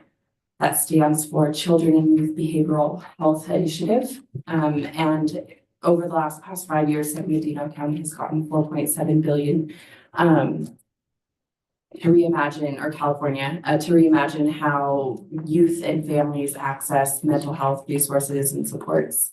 So the initiative is really targeted to bring new resources and help continue to fund already existing resources that we have in our school district to support early intervention, Tier 1 supports, Tier 2 supports, and Tier 3 supports to our students experiencing some difficulties with mental health and behavioral health needs. So with that, we applied for the grant and we received $414,000 to be spent now through June of 2027. We have not yet submitted the implementation plan because it is not due until January of 2025. But we have been tossing around some ideas of how to apply to or implement these funds. One is to have our board certified behavioral analysis, or BCBA, which is a relatively new contracted position to the district, continue with us for 20 hours a week for the next 2.5 years. And that would take about 2/3 of the funds. And then the other set of the funds, we're thinking about offsetting an existing school psychologist, because Jenny and I talk often about how special education is the general fund is contributing to special education. So looking for ways to offset some already existing costs. And something interesting about the school psychologists, we do have 3 school psychologists for our district. And over the past handful of years, however many years I've been in the districts, they have traditionally always and only focused on special education assessments. So if we get an initial request for assessments or a reevaluation every 3 years for student with disabilities or an IEP, that was their main focus. And something that we're diving deep into this year and moving forward is making sure our school psychologists, because they have the right credentials to do so, are supporting our students that need mental health support and services. So whether that be through individual counseling through a student that has the service on their IEP, crisis response, or just meeting with students that need additional mental health support and services on campus, whether they be students with IEPs or not. So that's something that we're working towards this year. So with that, we thought that that fit nicely into the grant funds. And that's the grant. Are there any questions? I was asked to keep it short and sweet. You did. Is this the first time we've applied for this? Yeah, there were, previously there was another grant available under CYBHI. It wasn't the School Linked and Partnership Capacity Grant. And schools that got that grant or applied for that grant are in cohorts, and they're all working on fee for service schedules. So, and that's not something that RIM we have the operational capacity to get to at this point. Thanks, Tori. Thank you. I'm very excited about that. Jenny, the road's almost cleared out for you. Just kidding. Just kidding. You do not clear out a room. I do. No, you don't. Usually it's like, okay, bye. 9.0 Business Services, update of budget and enrollment report by the person who does not clear out rooms, but it intrigues all of us. Jenny Haviland, Chief Business Officer. Yes, to pick up her class.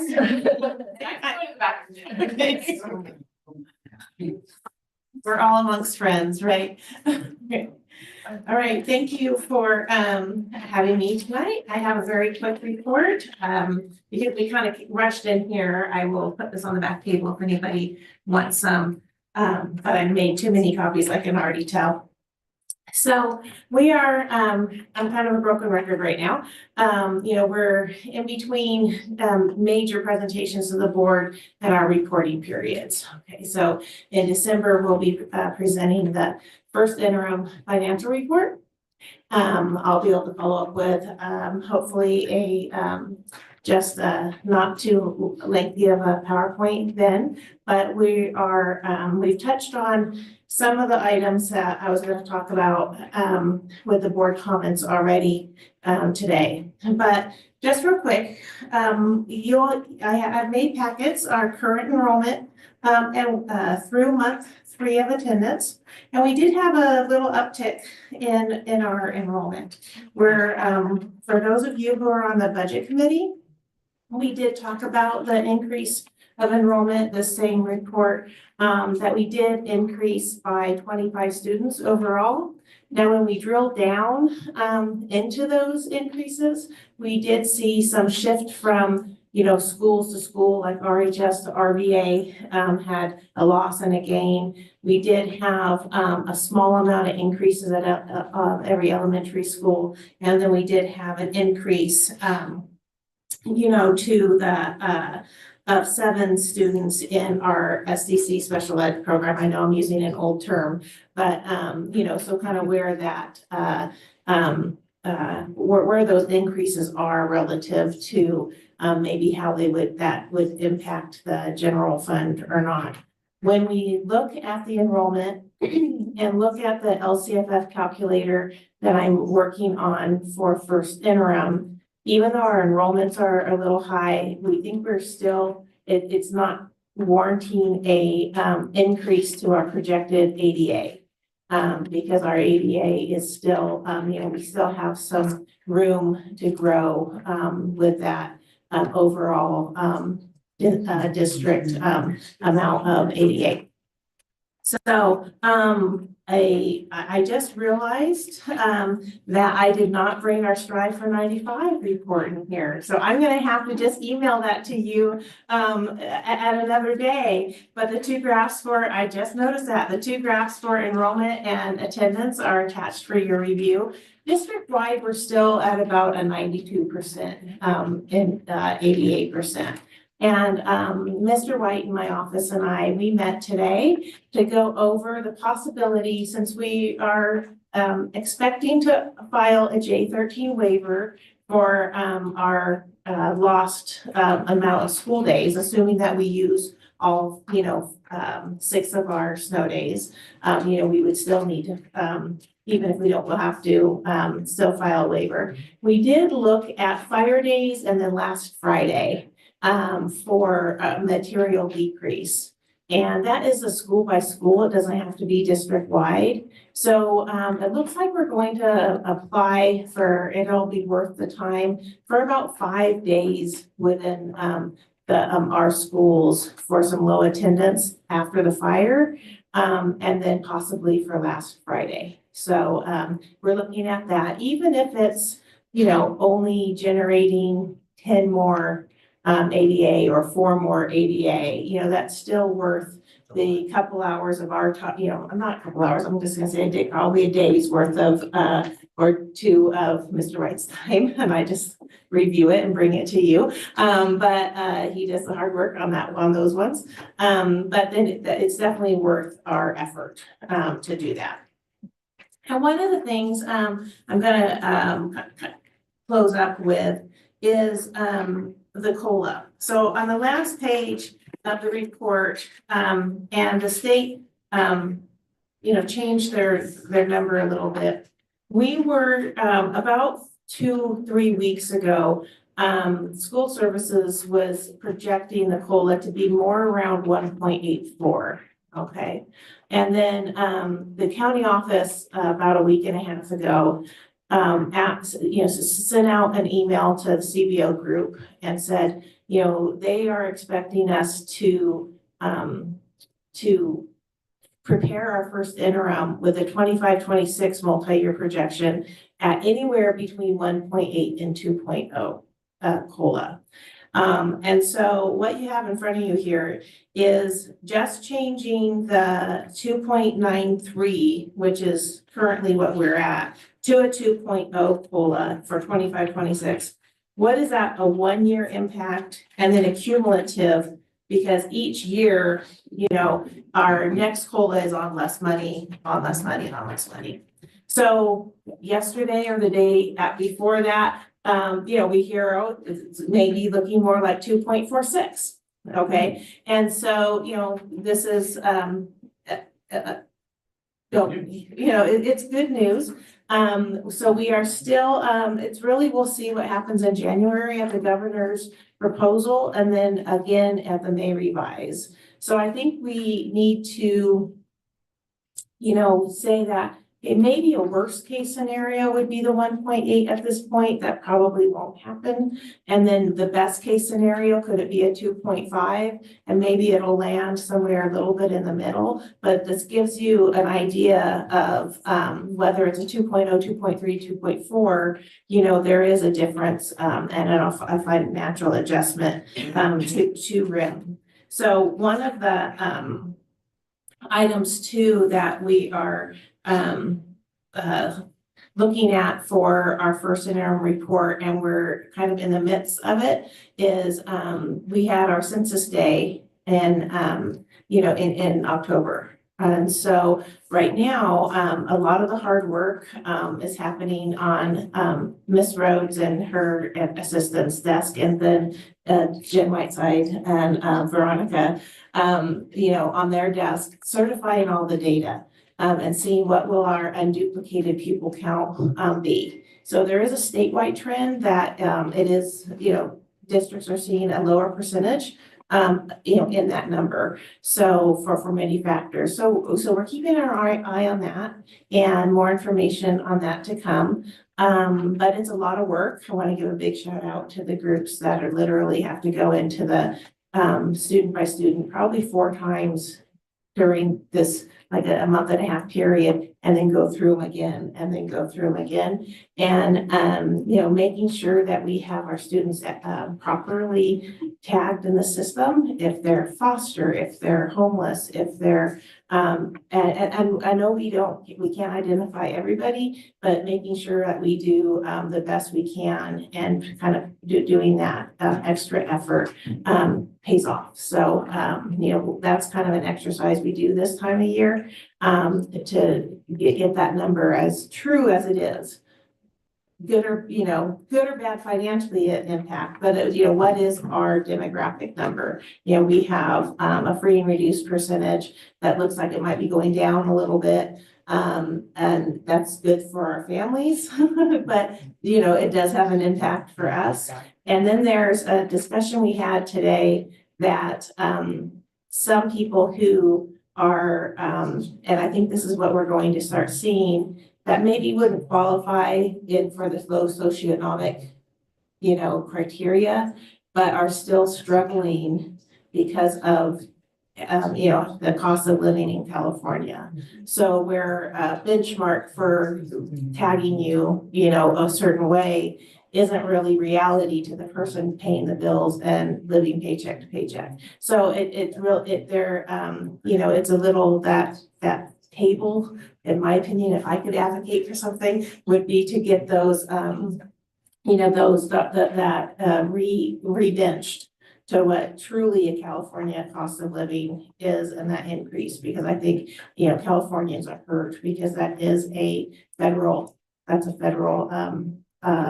table. So, but anyway, yeah, that's all I have. What's that? Is that on the list? Just kidding. It was gonna be short and sweet today, so. I do have a question. On the very first sheet, that spreadsheet, where, just want to confirm at least, the information is right next to staffing ratio or the actual enrollment.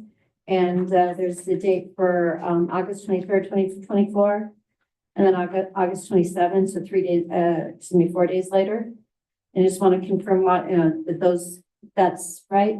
Mm-hmm. And then why would we be having the data for 4 days apart like that? So what you'll see is as the spreadsheet grows, there's probably 10 more rows you're not seeing, because that's when we're counting kids every single day.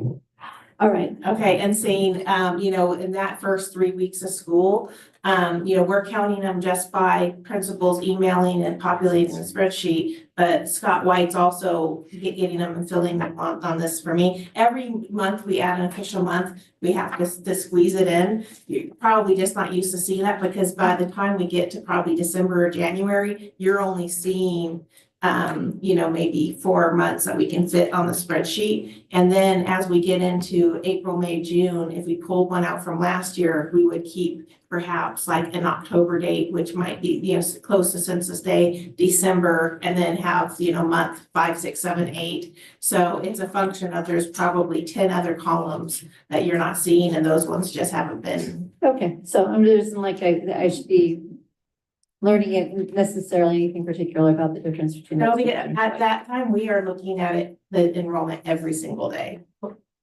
So. Thank you. Yeah.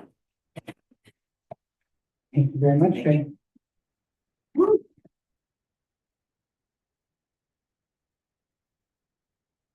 And no one left. Just Chris. Oh, Chris. Kept calling him now. Yeah, but now he's across the hall from me sometimes. And now we can move into our discussion and action items. 10.1, Personnel Services Approval of the Memorandum of Understanding between California School Employees Association and Rim of the World Unified School District, changing the salary of a new classified position, speech and language pathologist assistant, fiscal impact. Yes, preposition cost of approximately $15,000, budget source special education budget. Do we have a motion? So moved. Second. Who's that? Bill. Thank you. Discussion. Hearing none, we'll go ahead and call for the vote. All in favor? Aye. Any opposed? Motion carries unanimously. 10.2, Personnel Services, approval of the memorandum of understanding between California School Employees Association and Remedial Unified School District, changing the receptionist job description to receptionist/pupil services specialist, fiscal impact, yes, incumbent cost of approximately $16,000, increase from previous position, budget source, special services budget. Do you have a motion? So moved. Second. Any discussion? Hearing none, we'll go ahead and call for the vote on this. All in favor? Aye. Any opposed? Motion carries unanimously. 10.3, Educational Services, approval of the memorandum of understanding to implement the Children and Youth Behavioral Health Initiative, CYBHI, between San Bernardino County Superintendent of Schools and Rim of the World Unified School District, beginning with the 2024-2025 school year. Fiscal impact $414,039. Budget source school linked partnership and capacity grants. Do we have a So moved. motion? Second. Bill. Discussion. One thing that I wanted to just note, if you don't mind, Dr. Soriano, we noticed on the MOU that the table provided by the county has dates that have already passed, and I'll let you explain. Yes, because they provided us with this agreement late, and we could not, they wanted districts to get that in before November 14th was the deadline. There'll be an amendment to this coming forward in the next board meeting to amend. So we approved that we were beyond the November 14th deadline. So that'll be coming forward by the county next meeting. Okay. Just wanted to note that in case anyone had questions. Thank you, appreciate it. As long as they'll let us do this program, then I think we do. So anything else? All right, let's go ahead and call for the vote. All in favor? Aye. Any opposed? Motion carries unanimously. Thank you very much for the work going into that. 10.4, Business Services, approval for Dr. Saviano and or Jim Haviland to apply and submit a pre-application with the County of San Bernardino for possible zoning changes to maximize the use and value of the Grandview Elementary property, fiscal impact amount. With the motion. So moved. Second. Discussion. Yeah. Since I live in that neighborhood, there are issues. It is zoned for residential, so changing the zone to something other than residential becomes concerning to citizens living in that community. What does that mean? What does that look like? What's the impact to my community? I bought a house in this area. Well, we bought it and it was a dang school. So, I mean, it's problematic in changing the zone when people bought into that area specifically for the way it is. They're not expecting something other than the way it is. So I do have problems with the zoning. I do understand that it gives us greater latitude to look for someone for the property. But just putting up what the concerns that I've heard from the post office, from the grocery store, from everywhere, talking about what is going on with Grandview and what's going to be done with it. And there is real concern about what it's going to be and how it may change the makeup of that community. Now, I appreciate you bringing that up.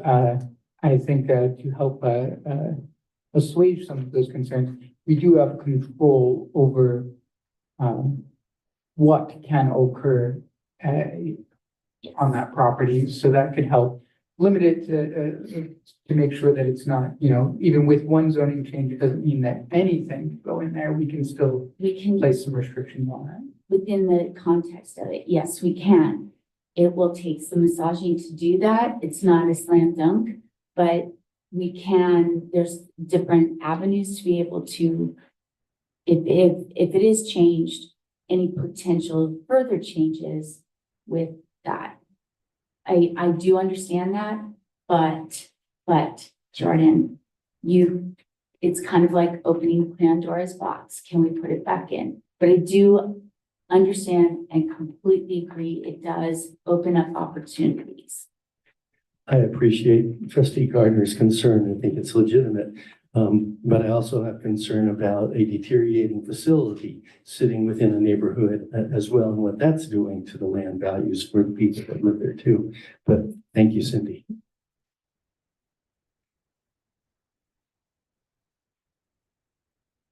Any further discussion? Let's go ahead and call for the vote on this then. All in favor? Aye. Any opposed? No. Motion carries 4-1. With that, we'll continue moving forward to 11.0 consent calendar. Do we have any items that we'd like to pull and discuss during agenda item 12.0? I'll give you all a moment. There are only 22 items on there. That sounds good. A lot of good things on there.